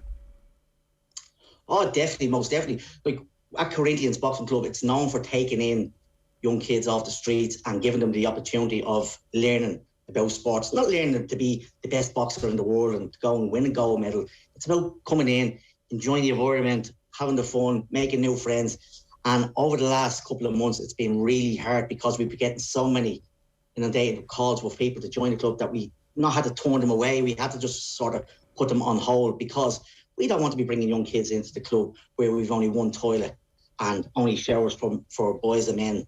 Like, that's no way to go. And I'm sure that the parents wouldn't like their kids coming into that environment. And this hopefully is going to push it on now, that we can get toilets for girls and showers for girls. And I've no doubt that we have some superstars in our club at the moment. Like, we have Yasmin, Nicole, Tatiana, Eve. Like, we've some serious talented girls in the club that will achieve their goals and will go on to bigger things. But we don't have the facilities for them. We don't want the state-of-the-art building. We don't want fancy dressing rooms. All we want is a toilet for girls. Like, that's surely to God, that's not a big thing, is it? Like, in this day and age. Pretty basic. And have you found roadblocks in the past, Stephen, when it comes to trying to source funding? No, we've been on to TDs and we've been on to senators and we've been on to all sorts of people, and they put us on the long finger. And hopefully now that with the shining light of Kellie winning the gold medal, and where Kellie first took her boxing lessons in Corinthians Boxing Club, that this will push her on and we will be able to get the right facilities. As I says, we're not looking for the best facilities in the world. We're looking for a toilet for girls and a shower for girls. Like, come on, like that's not much, is it? No, it really isn't. What's the crack with the premises itself at the moment? Where exactly is Corinthians Boxing Club, and how much room do you have? Like, do you have an area where you're going to be able to put in another toilet and a changing room? Listen, we are on Buckingham Street. We're a stone throw away from Kellie's house. Would be literally 40 seconds walk from Kellie's house. The boxing club is. We have what we need. We have a boxing club, boxing bags, gym equipment. Listen, you don't have to have the world's best things. It's hard work and dedication that does it. We may have a bit of room to get a girls' toilet in and girls' showers in, and that's all that we need. And once the girls are willing to come down and put hard work in, that's all we need. And it's really critical that we get the toilet and the showers for the female boxers. And when we do get that, and if we do, we can take more girls in from the North Inner City and show them what Kellie's success is all about and where she first started. No doubt that they already know over the last couple of weeks. Have you noticed it's particularly girls who have the more recent interest in boxing, Stephen? Like, can you paint a picture here that there's, I guess, since boxing for women has been at the Olympic Games, that it's actually had a real influence on those people who actually want to pick up the sport? Oh, no doubt. I have an 11-year-old and she's been in and out of boxing over the last 3 years in Corinthians, and she'd come for 2 weeks and she'd drop off. She'd come for another 2 weeks and drop off and go off and do other stuff. But over the last couple of months, since Kellie has been in the Olympics and in the public eye, she's really wanted to come down now. She's back. Can we go down? Can we do this? Can we do that? You can see that Kellie's pushing these young girls on, where several months ago she was, I may go this week and I may not go this week. But over the last couple of months, she wants to be down the club. She wants to be there, and she's looking at the news and she's looking at the media coverage of Kellie getting all the press and getting all the medals now, as you says, and hopefully all the good things that comes with it. There are a lot of obvious reasons why Kellie Harrington is an incredible role model, but from your experience, why do you think she is such a positive influence on your daughter, for example? Well, for instance, 18 months ago when the coronavirus started, she done a Zoom call class for any young kids in the north inner city on the phone. And one day it was lashing out of the heavens. It was torrential rain. And in my kitchen on, I think it was a Tuesday morning, Kellie was doing a Zoom class, box class for young girls, for anybody that wanted to do it, just to keep fit, just to keep the mind and mental health all up, spirits up, as Kellie does. She's very good at doing all that. And I had 5 or 6 young girls in my kitchen doing the Zoom call with Kellie, doing the Zoom class, the box class. And like that goes to show you that the girls, they want to try and they want to do it. And it shows you the true colours of Kellie as well, is taking the time out and doing that with the young kids. She was doing the same, I think, when she talked to us. She was doing the same for the older people in the area as well. She was getting them out and getting them active. And I know herself and Michael Darragh-Macaulay have been doing stuff to make sure. So it's actually all ends of the community, while at the same time she's working locally and training to go and win a gold medal and bring it back. And I don't know, I was telling Eoin earlier on, we drove around a couple of times past the house yesterday and tooted the horn, and my kids are definitely inspired, and they went to bed dreaming about being Kellie Harrington last night. And then the whole area has never looked better. Like, you know, that sense of community spirit that's there. Like, is that something, Stephen, that you feel you can capitalise on and just remind everybody about the good people that are there and what's next and what needs to happen in the area to help it progress? Oh, no doubt. Down at Corinthians Boxing Club, and I'm sure every other boxing club in the North End City and around Dublin and around the whole of Ireland, we have the staff, we have the volunteers that want to be there, that want to see kids do really well. We have the people there on the ground. We have the staff there. It's just getting the right facilities for them. And as I says, it's not world-class facilities we want the proper facilities we want. If we get them, we can take in up to 30 young girls, and hopefully one day one of them girls can do what Kellie done. And just around the area, I was talking to Kellie's father, yesterday, and he was saying, you don't have to be the most talented person in the world. It's just hard work and the right equipment to work with. And this can happen. Like, Kellie's not the most talented person. From when she was born, we knew straight away that she was going to be gold medalist. It was hard work and dedication and the right tools to work with. We almost have all that, except the toilets and the showers. And if we get that, I've no doubt that we have the kids, the girls, the young girls, the 8-year-olds and 9-year-olds that will come into the club and make this North Inner City what it's had to be like over the last couple of weeks and couple of months, because there's no doubt that the talent is there. I see it every day in the club. I'm there 3 nights a week, and I can see there from 8-year-olds right up to 18-year-olds. No, not males, all loads of females that's very good, that can hold their own with boys in the ring. And I think it's very exciting times for the North Inner City with boxing clubs and with Corinthians, because we know that when we get up and running, we're going to have serious talent come through the door. Not all on behalf of Kellie, but the coaches as well that put in the time. And look, you know, it's not really all about elites either, and it's not about medals. It's about getting participation and getting people a lifelong love of sport. And we see the benefits of that on all sorts of levels. But just to put this in context, how much money do you think it would actually cost to put toilets and showers in? Are we talking 25 grand, 30 grand, 50 grand max? Listen, you're talking buttons in the like. If we were to take 2 kids in from the North Inner City and they were to stay in our club, or if they were to go to jail, like, weigh it up there, weigh the money up. Like, if girls were to go down the wrong road and have to go up to Mountjoy prison, or we have them in the club 3 nights a week, how much is it costing to keep people in prison? How much is it costing for us to keep them in the boxing club? Have a think about that. I've no doubt that some politician is going to come and claim the credit and I hope give you the facilities you need, but I hope as well that we all remember that actually you guys had to wait for Kellie to win the gold medal to get this, and we need to really reassess what it is that we value. Like, we should value sports clubs at grassroots level way more than we do, and we should be giving them the facilities, and it shouldn't be a competition between you guys and Shelbourne. You should both have the same facilities and you should both have access to it. And that's like... That's what the problem is. We're afraid that we're going to lose that young girl to Shelbourne, because she's going to turn around to her own mother or father and say, listen, I'm not going down to that boxing club. I have to queue up to use toilets, or I have to go home to have a shower. And where she's most comfortable up in Shelbourne, and she's getting showers and lovely toilets and all. And we just want to have the same. That's all. We don't want to have anything better. We just want to have the same, and we just want to be able to take young kids in. As I says, we're all volunteers. We want to spend our time.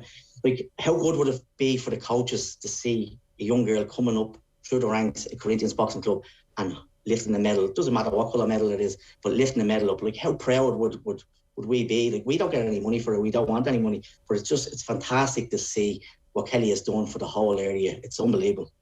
Well, listen, Stephen, we wish you the very best of luck, and we might check in again sooner rather than later to see how you're getting on, because I've no doubt. So we're going to clip this and we're going to put it out in social media, and we'll tag all the politicians and go, what are you doing about this? And this will become a story over the next while, and hopefully somebody will answer quickly and say, we're going to get the facilities in, and we're going to do it sooner rather than later. But we're going to check in just to make sure that they follow up on their promises, because it's and not... lads, you're more than welcome to come down to the club and have a look around, and we'll throw a couple of pads on you and do a couple of rounds, which is no problem. Happily. I'm looking forward to that. Absolutely. Stephen, good stuff. Thanks a million. Congratulations. Thank you. It's Stephen Malloy there, boxing coach in Corinthians Boxing Club in the North Inner City, where of course Kellie Harrington got her start. And I don't know, it seems ridiculous that these stories happen. So the exact same thing happened in Bray in 2012. There was no shower facilities for the women, and then it was like, oh, you've got a gold medalist, you can have a shower now, lads. Well done, you know, you've delivered for us. But the point is that it's a Hunger Games when it comes to funding in Irish sport, where we do put all of the clubs up against each other, and it's the clubs who can fill out the forms the best who get the money, not the clubs who deserve it the most.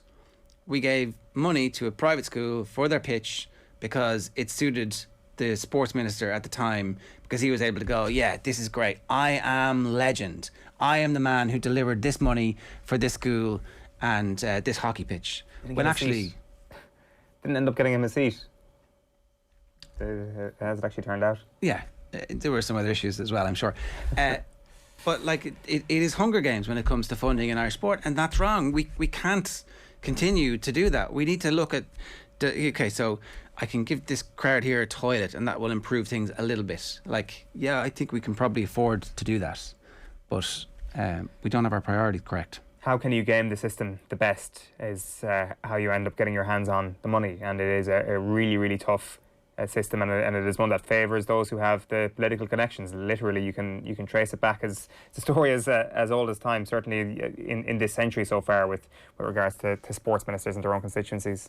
Just a reminder, you can still enter our Gillette Performance Rankings competition. The winner will be chosen just before 9:30 this morning. Mike Campbell wants Tim O'Mahony in the green after his performance for Cork at the weekend. Jason says Manchester City should be in the red.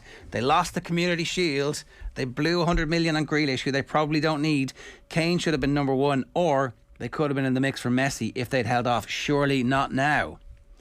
They didn't blow any money on Grealish. Grealish is going to be a massive success. That's my prediction. I am fully signed up to the Jack Grealish hype train. Going to miss him? Absolutely, yeah. It's like it's you know that fool me once, shame on you. Fool me twice. Break my heart once, shame on you. Break my heart twice. But like, what was he supposed to do? It's like, this was he had saved Villa from relegation.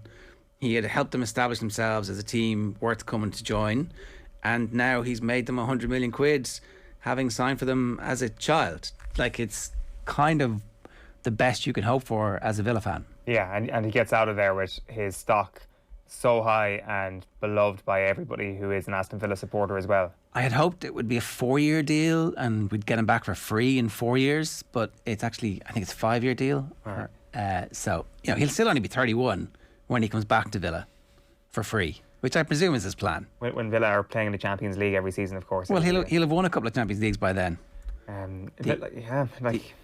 The empty tin that will be the medals that they hand out for Qatar versus Abu Dhabi versus I don't know, whoever else eventually. Is this like a glass ceiling being shattered moment potentially for Aston Villa? Like, I mean, losing your best player would seem like a hypocritical thing to say, but Aston Villa have been a pretty well-run club over the past couple of seasons. Tottenham showed what not to do with a huge wad of cash when they managed to spend the bail money on a heap of average players. But I'm not sure where Spurs recruiting as well as Aston Villa are now. Like, Villa seem like the sort of club that can use 100 million quid and do something relatively special with it and build on last season and potentially actually go higher than last season. I would be hugely encouraged as a Villa fan with the way the club has gone. And yeah, you don't want to get too carried away though, because you saw what Spurs did with their 100 million. Well, yeah, and you've also sold your best player. Yeah. But I don't know. I like you listened to Christian Purslow talk the other day. Released a video going through all the different elements of the deal and why they decided to do it, and that's transparent and that's really positive. And he seems like a guy who knows what he's doing at the very top of the club. And it wasn't just Grealish, let's not forget, over the past little while. They've had players who have, it seemed, overachieved at times, but actually it seems slightly Moneyball-esque. Are these players that actually were underrated in previous lives and have actually gone on to really good things at Villa and are now finally fulfilling their potential? I'm not sure. Now, he is a massive loss because he is everything to Villa. And even when he was injured last season, their form dropped off, and even they were doing things like conceding more goals when Grealish wasn't there, just considering how much of a focus he is possession-wise. So it is a loss, but I wouldn't be... It's not doomsday scenario for Villa by any stretch of the imagination. No, at the moment it isn't. They need to start the season well so that everybody continues to have confidence, because a lot rides on the ability of the manager to bring that all together, to make sure that the season starts in a similar way to they were playing last season. I don't know. It's definitely... Look, the Premier League, we've plenty of time to talk about that as well. I want to just see if there's any of your comments that we're actually able to read at the moment. As you can imagine, some of our South African viewers are less than happy about some of the stuff that we may have said about the rugby culture in that part of the world a little bit earlier on, but I'm not sure we're going to be talking about that. Here's what's coming up on OTB Sports Radio today. Sonia O'Sullivan is OTB Gold at 1 o'clock. State of the Union is from 3 o'clock. That's at the time of COVID, our series with Keith Wood. The split season documentary about last year's GAA season from 4. The final Olympic show with Indeed is live from 5 o'clock. OTB Gold is Andy Lee retirement interview, and then the show is live tonight from 7 o'clock. We're going to bring you more reaction to Kellie Harrington's gold medal before 10 o'clock this morning, but we're back talking hurling after these with James Skehill. OTB AM on OTB Sports Radio, Ireland's first and only sports radio station. The Football Pod with Paddy and Andy, our new weekly Gaelic football show with Paddy Andrews and Andy Moran. Yes, Dublin aren't in great form, but they're bored out in their mind time. Paul Mannion and Jack McCaffrey aren't playing, yes, because of the stress and strain, but they're a bit bored, like. They're mid-20s, they should be still playing football for Dublin. The likes of Conor O'Callaghan needs a Mayo coming to Croke Park, needs to be playing a Kerry in an All-Ireland final to really get themselves going, and I think that's where it's at. Download the OTB Sports app and subscribe to the GAA podcast feed now. Car insurance is boring, but you don't have to be. Get Set Go is the kind of car insurance you can sort in a few minutes online, then bounce on with your day. Are you ready for Quick Start Insurance? Get a quote now at getsetgo.ie. MCL Insurance Services Ireland Limited, trading as getsetgo.ie, is regulated by the Central Bank of Ireland. OTB AM. With Gillette, put your best face forward with our new and improved razors. Okay, it's 7 minutes past 8 and you're 7 minutes past 9, not to give you the heebie-jeebies. You're very welcome along to OTB AM. If you've just joined us, you've missed us talking with one of the coaches at Corinthians Boxing Club in Dublin's North Inner City, where they only have one toilet. That's where Kellie Harrington started her boxing journey, which led to a gold medal. And as yet, they have yet to have any help from local politicians in saying, yeah, we're going to deliver the money. So I've no doubt the Minister for Sport is looking at this morning and going, here's a fairly easy win for me, 50 grand, thanks very much, get my picture taken, guarantee I can have my picture with Kellie Harrington when she's back in Portland Road tomorrow. We'll see how quickly they get their act together and actually deliver some facilities to that boxing club. But let's move on and talk about the weekend's hurling. I'm delighted to say James Skehill is with us. James, how are you?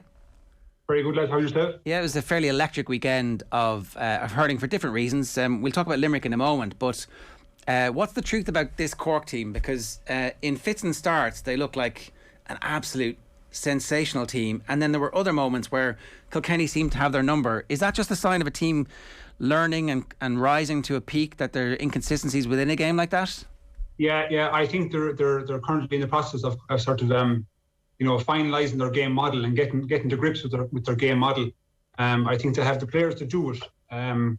Which we saw at times yesterday. You know what I mean? But they're not quite.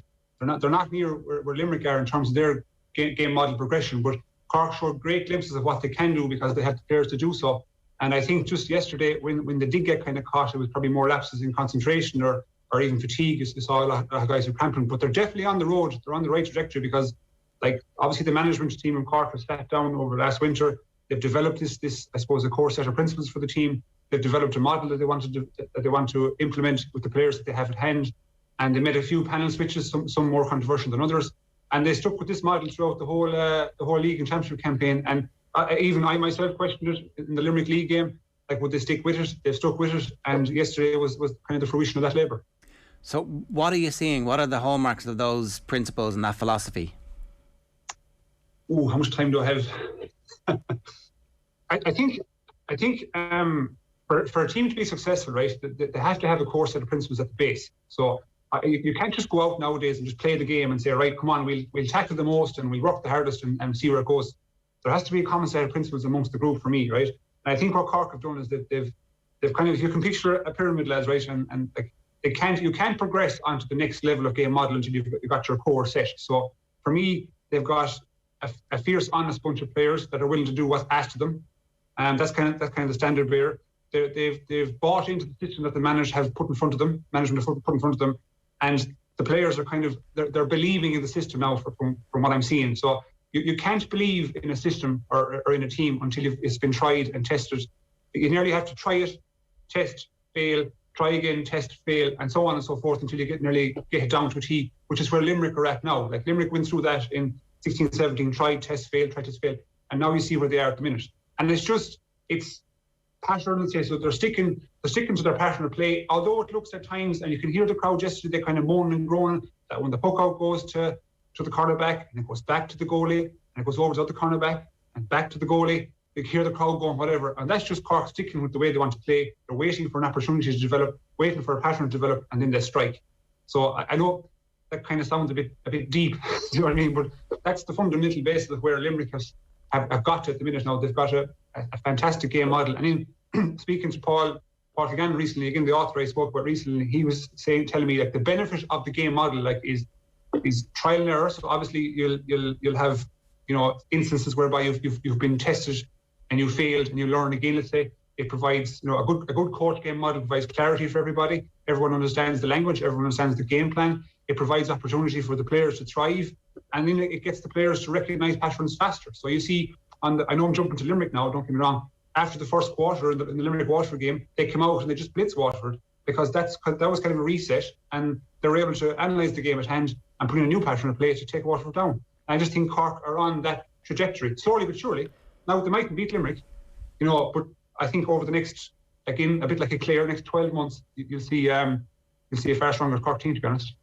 When you're talking about the kind of repetition in terms of cornerback to goalkeeper, from a goalkeeper standpoint, what are you looking for every time you get the ball? Are you looking for basically one of your forwards to just make a run and to make the long ball, or have you identified what it is they're trying to identify? Yeah, and again, I'll quote Paul Kilgannon again. He used the term shared affordances. So what that means is if I'm a goalie then like guys or Patrick Collins, I'm looking for an opportunity, and the opportunity only develops if the guys out the field give it to me. So when you see Patrick Collins looking up, or you see Nicky Quaid waiting for this puck out, right? He's not waiting because he doesn't know where to put it. He's waiting for the opportunity to develop. So when Patrick strikes the cornerback and it comes back to him, he scans the area again. He's looking for an opportunity. Right, it's not on. Let's go to the far side and see what develops. All the while, up top, out of screen, out of picture, the forwards are moving left, right, and centre. Because I'll put it this way. If I hit a ball long, right, chances are it's 50-50. That's what it's going to be. If I hit the ball kind of to a touch of space, let's say, without really thinking or scanning, chances are it could be 55-45 in our favour. If I hit the ball when an opportunity is developed by a player, one of my teammates, in clear space, and I strike it down, my percentages then go 80-20. So it goes up and up and up, and it just takes time for the right thing to develop. And that's where I think Cork are on the way to, and that's where Limerick are at the minute. So you see yesterday, or excuse me, the day before, when, you know, it was 4-3 in the first quarter or whatever, and next thing you say Limerick come out and they just start transitioning better. And when you start runners, the opposition have to draw to you.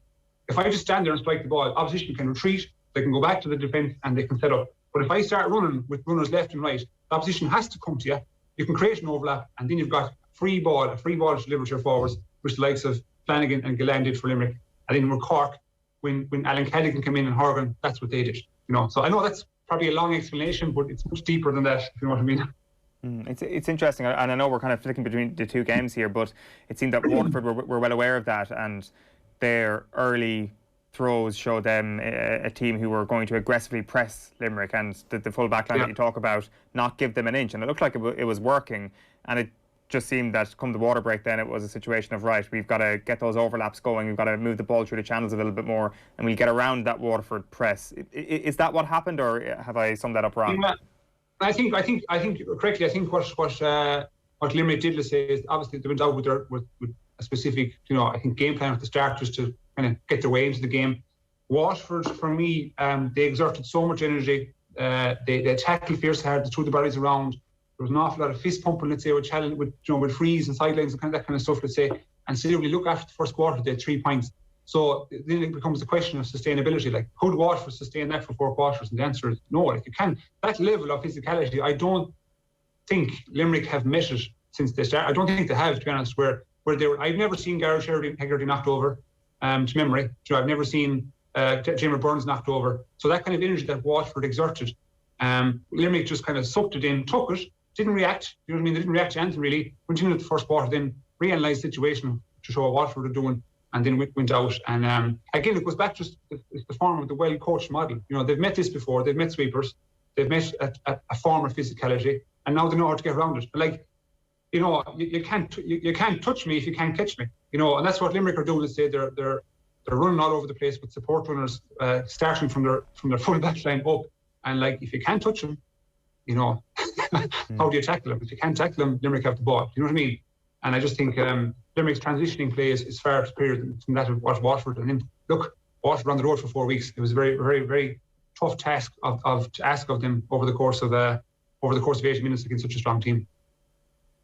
That the other part about this all is the level of skill that Limerick have is off the charts. Their handling, their hand passing. There was one phase which actually broke down what didn't end up in a score, and there's another one earlier which has a few less hand passes and does end up in a score. But there was one bit where you were like, this looks like the dream team. I was going to say the Harlem Globetrotters, but the Harlem Globetrotters always win and it's fixed, whereas actually the dream team played other teams who were trying to make a bit of a name for themselves by knocking them over. But the hand passing is at a level. Are they throwing the ball? Is it totally legal? Is there something they're doing that nobody else has done? What's going on?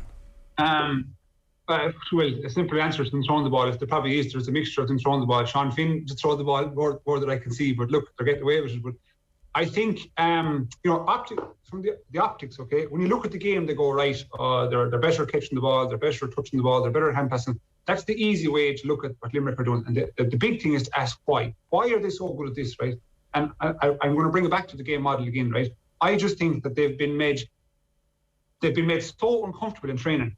That the players have been made so uncomfortable that they've had to come through it. And through training, when you make them uncomfortable over repetition, and the players can actually adapt that discomfort, and they can get through it, and they can still, thrive and be efficient, and execute well in training through levels of discomfort, then the match becomes easy. Do I make sense? Yeah. Do you know what I mean? So what you're replicating basically in training is the most uncomfortable play, or the most discomfort a management team can put onto the team, the players, to train them effectively for match situations. So by their execution is at a far higher level than anybody else. And I just think that they're at a level whereby every player is able to thrive in that environment. And there's a whole host of models, a whole host of words I can use as to why. And like, I just think, who can I use an example? I can use Nicky Quaid as an example. So Nicky Quaid up to probably 18, right? I know Nicky well. We get on well, right? He wasn't in the top 4 or 5 goalkeepers in the country, right? That's where Nicky Quaid was at the minute. He was a mainstay on the Limerick team, but he wasn't kind of a pillar. Through this environment, I would say, and I think every player in that group, I think, is probably, without getting too deep now, is allowed to feel safe. Now, what does that mean, right? In the sense that they can make mistakes, they can be vulnerable, they can say what they like to say without being ridiculed by others, and they can really thrive, right? And I look at Nicky now to say, Nicky, for me, prior to Eoin Murphy's performance yesterday, was the All-Star for me, let's say. I know, and again, Nicky has time to prove that he can get the All-Star still. He's just got to a level now, and I think that's just true. Again, he's been discomfort in training, he's been made to, I suppose, react in certain ways. He's been trained over the last couple of years, and now you see where he's at a level where he can thrive. And that goes across the board for all the Limerick lads. So that's a long-winded answer to your question, right? But if you understand the base where I'm coming from, it all makes sense. So are you reconsidering who the best goalkeeper is in the country after Eoin Murphy's performance yesterday then? Well, I think all around at the moment, I think Eoin Murphy's the best shot stopper I've ever seen. You know, he's like a cat. You know, he's the best shot stopper I've ever seen. I think the best goalkeeper at the minute with Nicky's range of puck out, but he's on current form, I say the way he's going at the minute, I think Nicky is marginally better, and he's a better, kind of quarterback for his team, if you know what I mean to say. But Murphy's shot stopping is ridiculous. I mean, it's Premiership stuff. He's just unbelievable. And I think if you looked in across the whole careers, I think Eoin Murphy is probably he's top 2-3 goalkeepers ever of all time. And that's because from the minute he came on with his career to where he's at now, and probably where he'll continue to go, that's where he's at. Do you know what I mean? So it's so hard to separate. You're talking about marginal percentages here as to why, you could flip a coin and pick any one of them. But I just think Nicky, as across the board for his whole team, for puck outs, for handling, for shot stopping, for possession, all that kind of stuff, he's probably scraping it a bit for me at the moment. Do you know what I mean? When you were talking about Eoin Murphy's career as a whole there, you obviously noticed a big step up at some point. So what underpinned that? When you say step up, you mean what you mean? As in he went to another level? Do you think he was the absolute standout goalkeeper in the country from the moment he arrived? No, I wouldn't say so. No, I think every player needs time to get into a position, and he needs time to fail. He needs time to make mistakes and kind of learn. I think Eoin Murphy did that over the kind of his first year, 18 months. He substituted to David Herity in his first year or two. I think his first year. I think I listened to a podcast before with David Herity where he spoke about that. He said to Cody that when Murphy gets in, he'll never get out. They won't get him out of there, probably to David's detriment. But I think when he first came on the scene, you could obviously see the quality.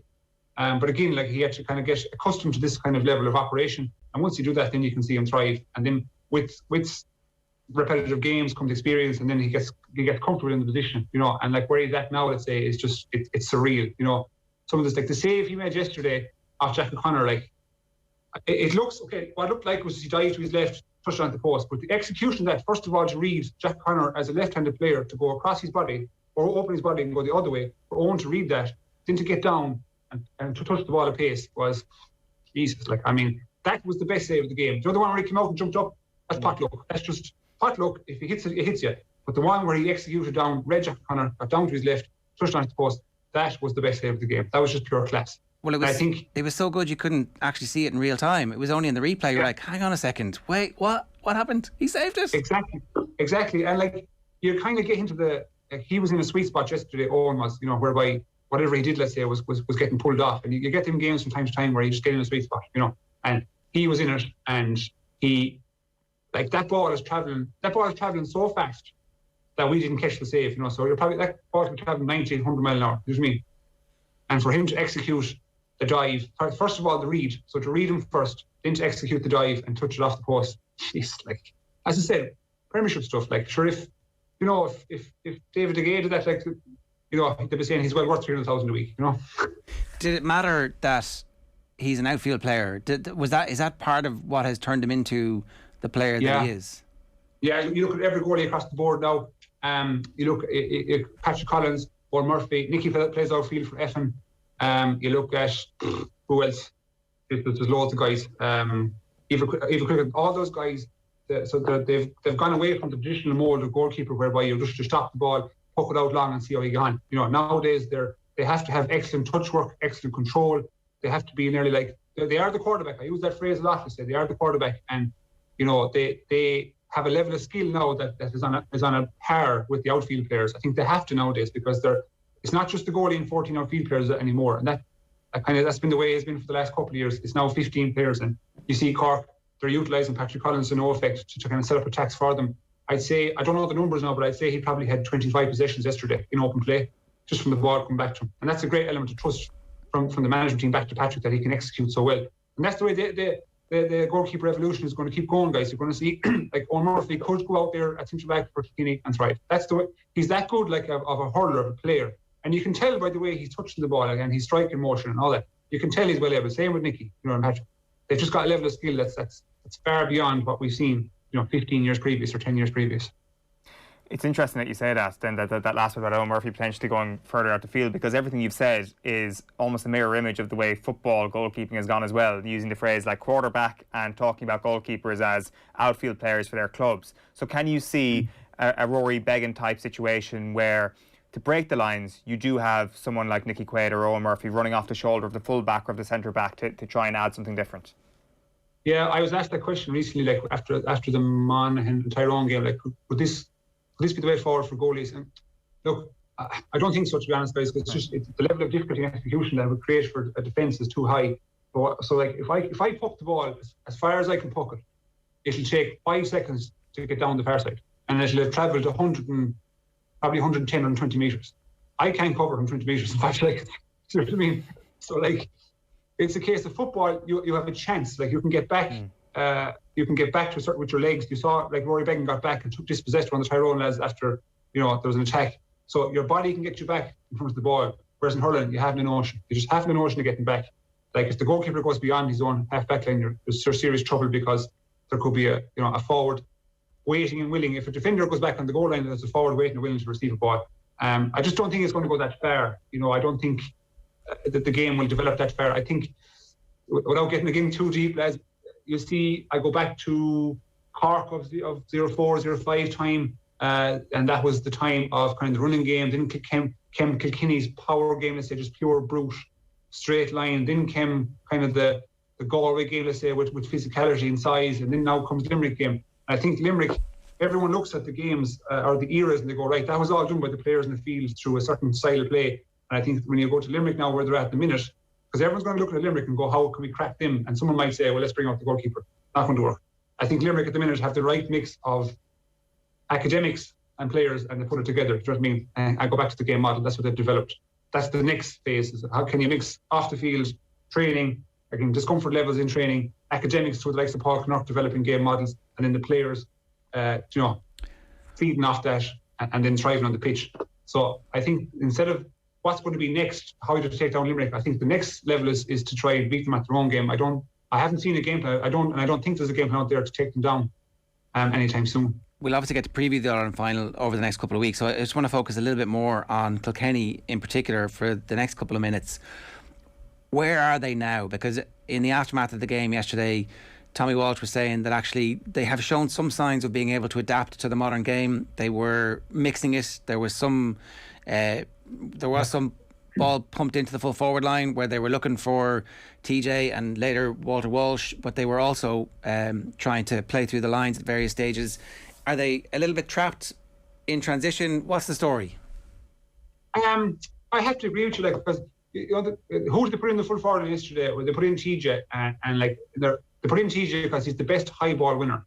So the percentage of the ball going in would have been a 50-50 contest. And let's say, right, and it was kind of a more hope that TJ wins it. And he's such a good player that more often than not he does win it, but it was more of a hopeful game plan as opposed to a structured game plan. And I just think that if Kilkenny are going to transition now into kind of the model that you see very evident with Cork and Limerick and the likes, it's probably come a touch late for some of the guys, you know what I mean? You'd love to see TJ doing in that kind of model 5 years ago, let's say, as opposed to being 33, but he still looks in good shape. But I think the traditional mode of hurling that Kilkenny have adopted over the last 20 years, whereby it's 15 on 15, have at it, see can you beat us, that's a touch outdated, if you know what I mean. And they have adapted to a certain extent, so they're going to have to probably adapt more. And the clientele is certainly there, the players can adapt. And again, it's just, it's over repetition. They're probably at the moment where they're getting away from traditional into kind of, let's call it modern contemporary style, and they probably just need more time to get it into the next level. But certainly the clientele are there, 100%. It's just how long it takes them to adapt. Will they adapt, first of all? Does it go against the Kilkenny ethos? I don't know. And have the personnel off the line, on the line to implement that game model, to coach it, to teach it, to review it, and get the players to learn quick, remains to be seen. So it did seem that they had adapted over the last couple of years, James, but maybe not enough. To an extent, yeah, they did. Because they adapted to play, to play Wexford to a certain extent. So they adapted that. They adapted to play Galway to a certain extent. Galway, when they faced them last year, again went to 15 on 15, which was kind of up their alley a small bit, And then it comes unstuck then against probably what you see now in Cork. And Cork are in, like, again, I said a few moments ago, they're at the start of the journey overall where this team can get you.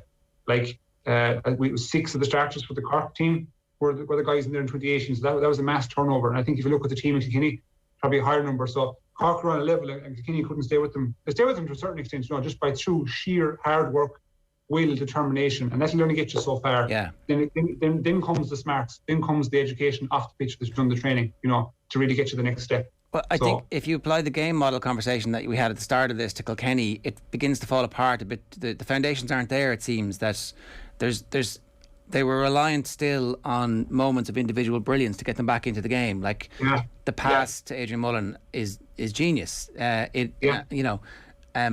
Whereas actually, if those two teams played 10 times, Cork would win 6, you suspect, or maybe 7.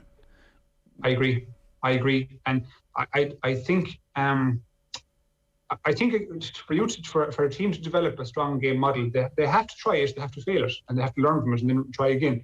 And I think, let's say, when you mix a team with a very well coached game model, and you've got players of the caliber of Mullen, Cody, TJ, you can really, really try. And like Kilkenny, their model is not tight. I know I'm saying the model a good bit, but it's just not quite there. I do agree with you. If they played Cork 10 times under the same circumstances, it would be probably a 7-3 mix. And the 3 games that Kilkenny would win would be down to sheer dogfight, and probably individual moments of just unreal execution. And look, it's a tough one because they've been on the road, and the aura for Kilkenny is gone, It was there for a period of 15 years through sheer dominance, so it's not there anymore. So nobody fears, the word fear is I say it loosely, fears playing Kilkenny anymore. So they're going to have to get up to a level of, I suppose, preparation and kind of execution that is on a par with the Limericks and the Corks at the moment, or otherwise they're going to probably fall down the pecking order a small bit. But like that, such a traditional county, there's a reason they've won the most of Ireland's.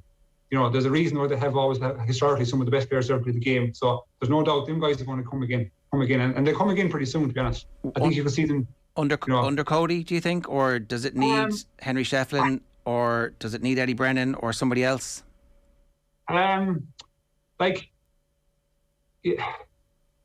such a hard question to answer, because no matter what I say, I'm going to offend someone, right? So, Brian Cody has been unbelievable for the game, unbelievable for Kilkenny, right? And age not to do it. If he has energy to put into it, and he's adapting with the game as it's going, and his man management is still as effective as it is, but then he can stay at the helm, and he can surround himself with good people. He can put people into positions to do the Paul Knurk job, or to do whatever type of job they're after. So he can certainly be the head of the whole operation, because he's seen it, done it.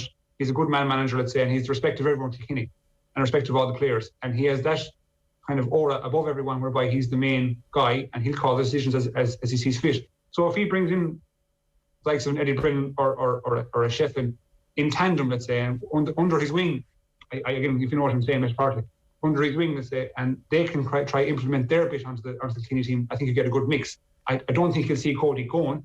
I think he still has a big hunger for the game, and I think it's a big ask then for someone to come in out of the blue. Because if someone does come in, guys, you're nearly, I know I said it last week about Tipperary and Galway, you're nearly looking at a small bit of rebuild, a touch of rebuild, if you know what I mean, whereby you're developing a new game, not necessarily with personnel, but nearly with just game plan and just kind of game management, all that. You're looking at that kind of a rebuild as opposed to, and getting away from the traditional style that they played so often. So I don't think Cody's going to go. I think he'll probably do a slight change in the management team, maybe, and then probably try adapt the game plan more suited to the modern hurling. James, brilliant stuff as ever this morning. Thanks a million for joining us. No bother, guys. Okay, good to see you. James Skehill, again, giving us brilliant analysis of the weekend's hurling. A reminder, OTB AM is brought to you by Gillette. Good morning start with Gillette. Put your best face forward with their new and improved razors. You can join us tomorrow morning from 7:30. We're talking to Kilkenny Camogie star Colette Dormer. There's the return of our Gaelic football power rankings before the All-Ireland semi-finals, and Eamon Dunphy will join us to talk Roy Keane at 50. Congratulations to Mike Campbell. A Gillette starter pack this morning is heading to you in Cork this week. We'll give you another chance to enter next Monday morning. Right now on OTB AM, we're bringing you more reaction to Kellie Harrington's gold medal. So let's jump in. Loads to get through, loads of reaction from Portland Road to bring you. We might just start with the main lady herself, though, woman of the hour, woman of the morning. This is Kellie Harrington speaking to Joe Stack. This was in the moments after the fight and after the win, speaking to Joe Stack and RTE this morning. Here's Kellie Harrington.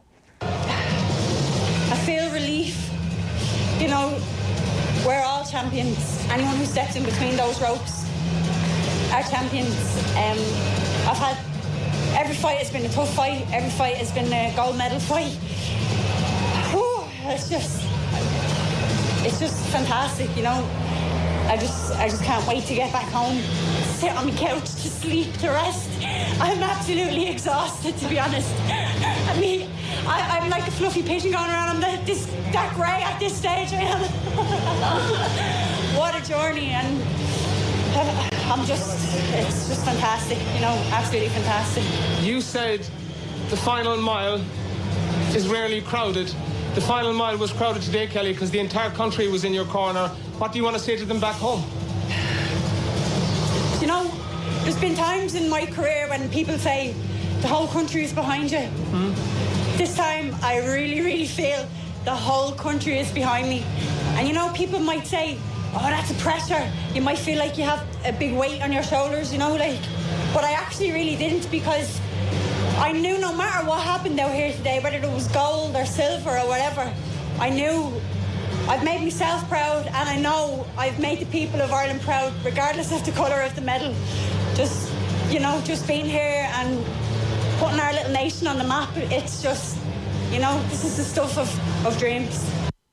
Yeah, it sure is. Kellie Harrington this morning, they're speaking to Joe Stack, and our Olympics coverage here in OTB Sports, by the way, is with thanks to Indeed, proud partner of Team Ireland. Indeed believes the world works better when people are given every opportunity to unleash their true talents. The hashtag is Talent Unleashed.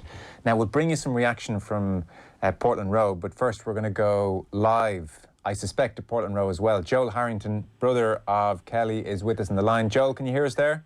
We can, yeah. Super. Listen, thanks so much for joining us. I'm sure it's been an unbelievable morning. Are you still at the house, or have you gone elsewhere, or what's been the last, I don't know, 6-7 hours like for you?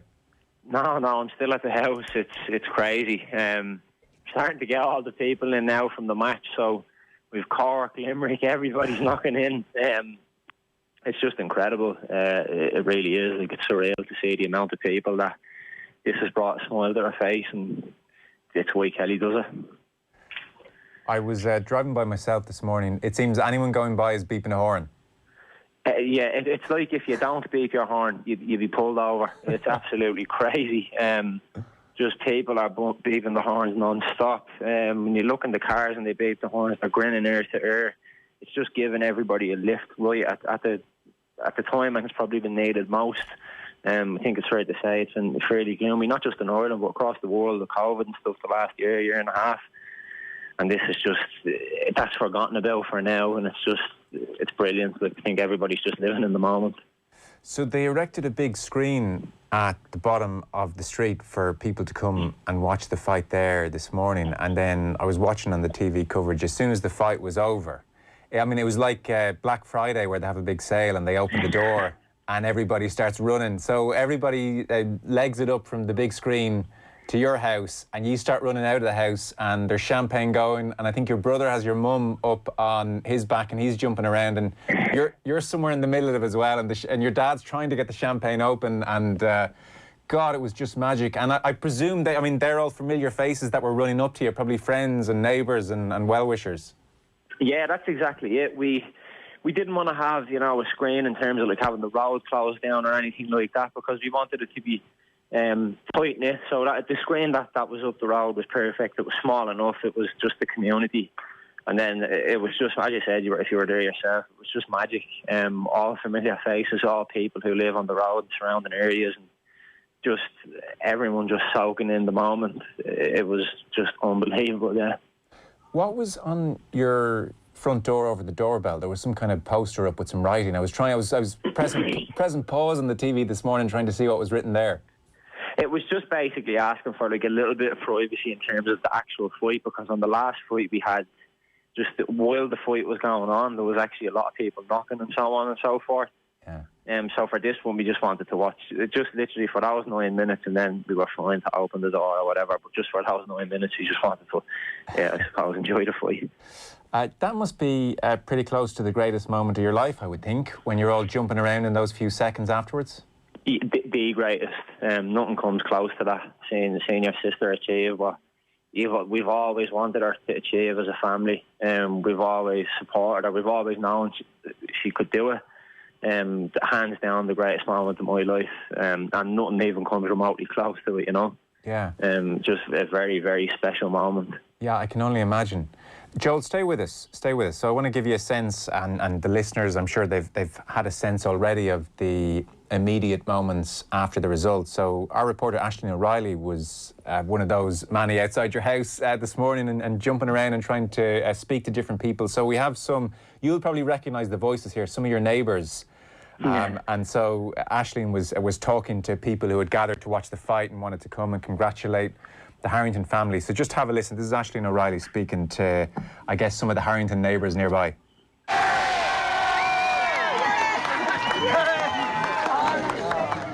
She's a hero, Kelly. You done it. Thank God and thank a lady and all your good neighbours and friends. 3 cheers for Kelly.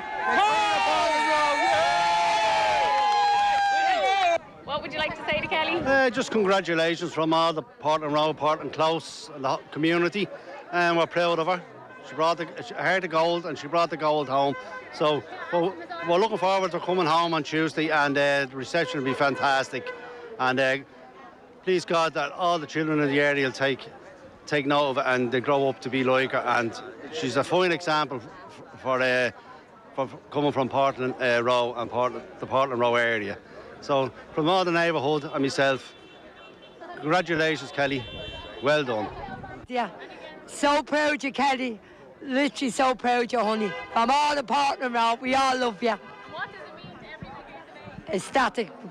There's no feeling in the world like it. Have you ever seen scenes like this here? No, never. Brilliant. Yeah. She's a gem. She's one of a kind. She's a gem. And during lockdown, we've seen her out doing all the exercise and all. Yeah, everything. Running up and down and all of the kids, everything. She's brilliant. I have to tell you, I went to Mass yesterday evening and I asked Jesus to keep giving her that strength because we knew she had a win and we knew she would have. But you always have to have that little book. And I'm after crying down there watching her. I'm after crying. And what would you like to say to Kelly? Fair play to you, honey. Oh, You've done a great job, and you're proud. Portland Road is proud of you. You're one of us. And always will be. Yes. Yeah, amazing. Absolutely amazing. Joel Harrington is still with us, Kelly's brother. There's a lot of love around Portland Road. That's a tight-knit community. Are you there, Joel? Sorry, still here. Sorry, people are just knocking at the door. Sorry, say again. Well, just listening to those neighbours there and those friends, you get a real sense of the community. There's a lot of love around Portland Row. Yeah, it's incredible, and that's what Kelly feeds off. You know, that's what we've just been given a snippet of it. You know, throughout, just whenever we spoke to her, just kind of telling her a little bit here and there, not too much now, so that she feels like crowded or whatever, but just snippets, and that's what she feels off. She said, like as she said in her last interview. She really, it wasn't the pressure, it was just she felt support as opposed to pressure, and yeah, it means the world to her. It means the world to all of us as a family, really. You'd have a very real sense of what she's gone through to get here, like even just, I don't know, going back, say, to the World Championships of 2016, which is not long ago. Like, Kelly was not receiving any funding or grant. You know, she was kind of juggling part-time work, or sometimes I think ahead of the World Championships she had to cut back in her hours, and there was, you know, you're working off social welfare, and she was trying to save a kitty to, I was reading Dennis Walsh today in the Sunday Times, you know, and she spent it all on food out in Kazakhstan because she didn't like the food, and she, you know, gets a silver medal there and starts getting funding, and it gets a bit easier. But we probably all from the outside underestimate the journey that she's been on and just how difficult it's been to get where she is this evening. Yeah, Kelly has been given absolutely nothing. Like, everything she's worked for and had to grind for, and she's had to work and get every single ounce of talent out of her, and she squeezed that out of herself. It wasn't easy for her. There was, as you said, like rightly so, there was countless times when Kelly would look for some kind of support, whether that's with inboxing or whether that's through sponsorships and just different types of things. and she had to kind of break down barriers and just kind of force openings for herself and force opportunities for herself, and she just wasn't going to be denied on what she wanted from her career. I think when she got, a lot of that was vindicated when she won the Worlds in 2018. But this is just the cherry on the cake. This is on another level again, you know. This is forever. This is eternal. Like, well, I just said at the top of the show, I mean, she's no longer Kellie Harrington. She's Olympic gold medalist Kellie Harrington for the rest of her life. You know, that's how big it is. Exactly. Yeah, she's just she's a sporting icon in the country, which is very weird to say because she's a sister, but it's the case. Like, I don't think that'll ever get normal, but yeah, it's just absolutely insane. It's not been, Kellie hasn't had a rapid ascent. She's had to work for everything she has, and this is a process that took 15, 16 years. Yes. And she's earned every single thing that she has. Like, and anything that she gets coming to her in the future, she deserves every single bit of it.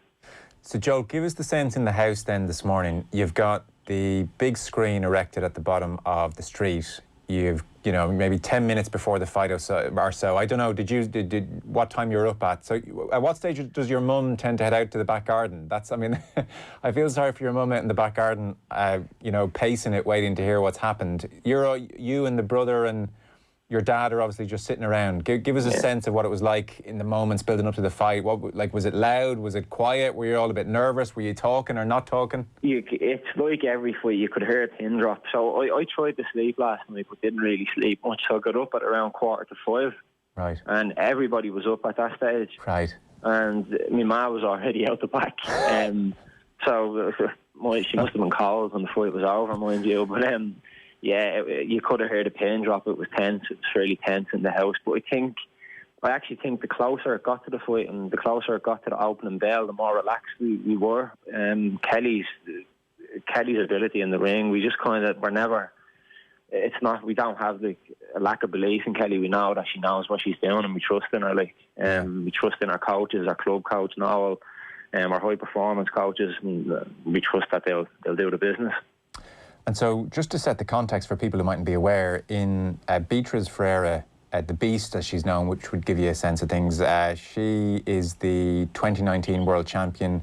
Kellie is the 2018 World Champion, didn't get to defend her title because she was injured the following year. So this was the first meeting of the reigning champion and the champion of the previous year. And everybody was expecting this to be a close and difficult fight. Round one, Kellie's 3-2 down. You know, generally, the way it's gone in these games and beyond, you lose the first round, momentum's against you, you have to chase it a bit, the judges tend to favour the fighters who is in the ascendancy. Like, that's a tricky spot in an Olympic final to be down the first round. What did you make of the opening couple of minutes? I thought the Brazilian girl won the first maybe 30 to 45 seconds of the fight. And then Kellie, I think, got into her rhythm, and that was it, really. I suppose in the nicest possible way. If you let Kellie get into her rhythm, you can't get her out of that rhythm. And I think that the last two rounds say it all. She won the last two rounds on every judge's scorecard and got a unanimous decision. So every judge gave her the obviously the decision. And I think that might, obviously with the achievement, that actual sporting achievement, and the merit with that might be overlooked because that's no mean feat. Like, to beat a girl like her who's been so dominant and so aggressive in fights, it's nothing to kind of turn your nose up at. That's a big achievement in boxing. And not only that, her semi-final that she had to come through, she was fighting again. In my eyes, Kellie's beat. Out of the top three lightweights in the world, Kellie beat the other two who are just below her en route to the final, or en route to the goal. So, yeah, what she's done within boxing is actually incredible, let alone getting just a gold medal, because obviously the headlines are read, Kellie's got a gold medal, but the actual sporting achievement is absolutely outstanding. And that's, again, it's another thing to be proud of. Yeah, it's a great point. Like, her performance in the second round was outrageous. Yeah, There's times when you just sit back and you remember like certain moments in time in sport and history. Whether that's like in football, you have Shane Long's goal against Germany. You have in 2002 in football, Robbie Keane's goal.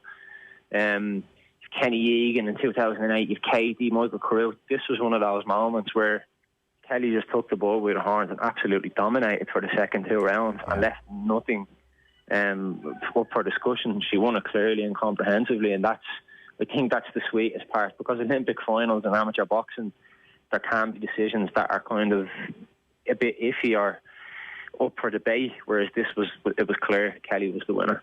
You made a brilliant point afterwards. I think you were speaking to Marty Morrissey, and even like in the midst of all the madness, like you gave this brilliant analysis. Like, I don't know how you stayed so calm. So you said often people, when the pressure comes on, they freeze, or certainly they tighten up. And you said Kellie somehow manages on the biggest stage to express herself, and that's a pretty good way of putting rounds 2 and 3. Like, she really did express herself. You could tell she was thinking so clearly. Yeah, exactly, and that's where everything should have been at its hardest for Kellie. It looked like it was easy. She made it look easy. She just, I mean, if you watched it, if you watched the last 2 rounds of the fight and you didn't watch the fourth round, and you didn't ever watch that Brazilian girl before, you would actually think that Brazilian girl is not that good a fighter. Yeah. And that says everything you need to say about how well Kellie performed. She was excellent. She was smart in her performance, mature, strong. I think she stung the Brazilian girl once or twice in the fight, with some not really nice shots. So, yeah, I just think our sporting achievement was just absolutely it was outrageous how good she was in those 2 rounds. I'll never know where she finds the kind of ice in her veins to just calm down and just enjoy herself there in those moments, because that's special. Yeah, like, it must be so surreal that it's your sister. Like, growing up, like, you pulled her hair and you've got into fights, and then you've hung out and you've done all the things brother and sisters can do. You know each other so well, and it must be still surreal to just see what's happening and see the whole country talking about your sister this morning. I don't know when that sinks in, or, I mean, geez, the welcome home is going to be quite something as well, isn't it? Yeah, it's just crazy. Like, it's just absolutely madness. Like, Kellie will get home on Tuesday or whenever she's home, and I'll say well done, and then after 5 minutes I'll be giving her a stick, or I'll be calling her an idiot, and we'll just be having to crack. But yeah, today she just went out and did what she had to do. I can't believe it. No, it's absolute madness. Who runs out to tell your mum what's happened, or does mum come in for the announcement? No, so she just listened to the screams usually. So the shouts, she listens to them. So it's the same with all Kellie's fights, whether that's small shows or the big ones. Usually me, my dad, and my brothers, or my brother, whoever's here, will watch the fight. My ma will be out the back, and we'll celebrate this one the same as we celebrate any of the others. It's the same for us. We always have that support for Kellie, and always had that long-term vision that she'd get what she deserves. And this was just the same. My ma just heard us absolutely shouting. And I obviously knew it wasn't too bad. Yeah, it's not that's not a silver medal cheer, I'd say she realised. Exactly, yeah. God, I mean, I can't imagine her perspective, just waiting for a scream, and then, like, probably thinking, God, it's been a bit long now, there hasn't been a scream, that's not good news, and then suddenly, whoa. Yeah, I don't know personally. I don't know how my ma actually doesn't watch the fight, because for me, if I didn't do that, I'd be just 10 times more nervous, because when I watch Kellie, as anyone is probably who watches the fight to say, like, she gets better, like, she gets much better as she goes in the fight, and she just calms you down, like, if you're supporting her. But yeah, every time Kellie lands a shot, you'd have me or my dad, my brothers, or somebody be screaming lovely shots. They probably knew, like, as the fight went on, the more positive screams and the more cheers there was, she was thinking, we're on to a winner here. Well, like, you could even hear Zor and John Conlon in the corner, 30 seconds left. I think even at that stage, when she only needed one judge in the final round to get her over the line, let alone all 5, but I think even at that stage, you must have been feeling unbelievably confident on the basis of that 3rd round. So, I mean, I don't know, are you almost cheering her on then with a sense of, like, she's going to do it, she's about to cross the line? Yeah, but at that level, it takes a small lapse in concentration, and you can get either. For example, if Kellie had a small lapse in concentration and got dropped, she'd lost the fight. Yes, it's still tense. She cannot afford to have a half or a split second to take the eye off the ball. So until that bell rings and they stop throwing punches, you're always kind of zoned in and shouting, "Come on," or whatever it'll be. Yeah. But our coaches are an absolute credit, and also our club coach Noel. They're just outstanding. They kind of I suppose what Kellie does in the ring replicates in many ways what they are on, whether that's outside the ring. You know, they're kind of a calming influence. They're clear with their instruction. They're reassuring. They're just excellent. So actually hearing them throughout the fight and during the fight is excellent, because you have that trust then that you know she's being looked after, you know. Yeah. Joel, are you younger or older? I'm younger. I'm the youngest in the family. Right, what age are you? I'm 24. Jeez, you haven't done much media, I'd say, in your time, have you? No, so before this, no. Well, listen, for 25 minutes, you've just come on national radio and just been unbelievably brilliant. Like, you can do punditry down the line if you want. Like, the way you've dissected the whole thing is just incredible. So, listen, thank you so much for coming on. It was great. Is that a job offer? Maybe. What's the plan for the next couple of hours then, or do you have one? No, we don't have one. Me and my dad have kind of had a thing. Like, everybody's been coming down and asking us to plan stuff for the whole Olympics, you know, and we just thought, we're not planning anything. It is what it is. And now that she's got the gold, that won't change. We'll just see what happens, and we'll probably celebrate with someone in the area later, some stage later this evening, yeah. Yeah, okay, great. And maybe get some sleep, who knows? Yeah, hopefully. Listen, good man, thank you so much for coming on. I'm sure it's manic there, so we appreciate you giving up some precious time. Look, congratulations to you, to the whole family. I think the whole country's just delighted. I think part of this as well, people can see what a great family you all are and what a great person she is and how much love there is for her. So it's just a beautiful day for Irish sport, for the country. So Joel, congratulations. Thanks so much for coming on. We appreciate it. Cheers, fair play to you. Thank you. Good man. That's Joel Harrington there. Brother of Kellie, and delighted, as you can all imagine. We'll just bring you some more reaction from Portland Road this morning. So that's Joel, one brother. We also had Aisling O'Reilly down there, and she was talking to Kellie's other brother, Christopher. He was the one, if you were watching this morning, in the retro Irish jersey with his mother Yvonne on his back jumping around. And then we have Kellie's father, Christy, as well. So this is Christopher and Dad, Christy. Absolutely amazing for Kellie, and you as her family, you must be just beaming with pride. Oh yeah, we're just so thrilled, so elated. It's just... And did you always know that she was going to be an Olympic champion, or what struck you about Kellie that she's just such a workhorse? If everything fell into place, we knew Kellie would deliver. And everything fell into place, and she delivered. And she delivered in style.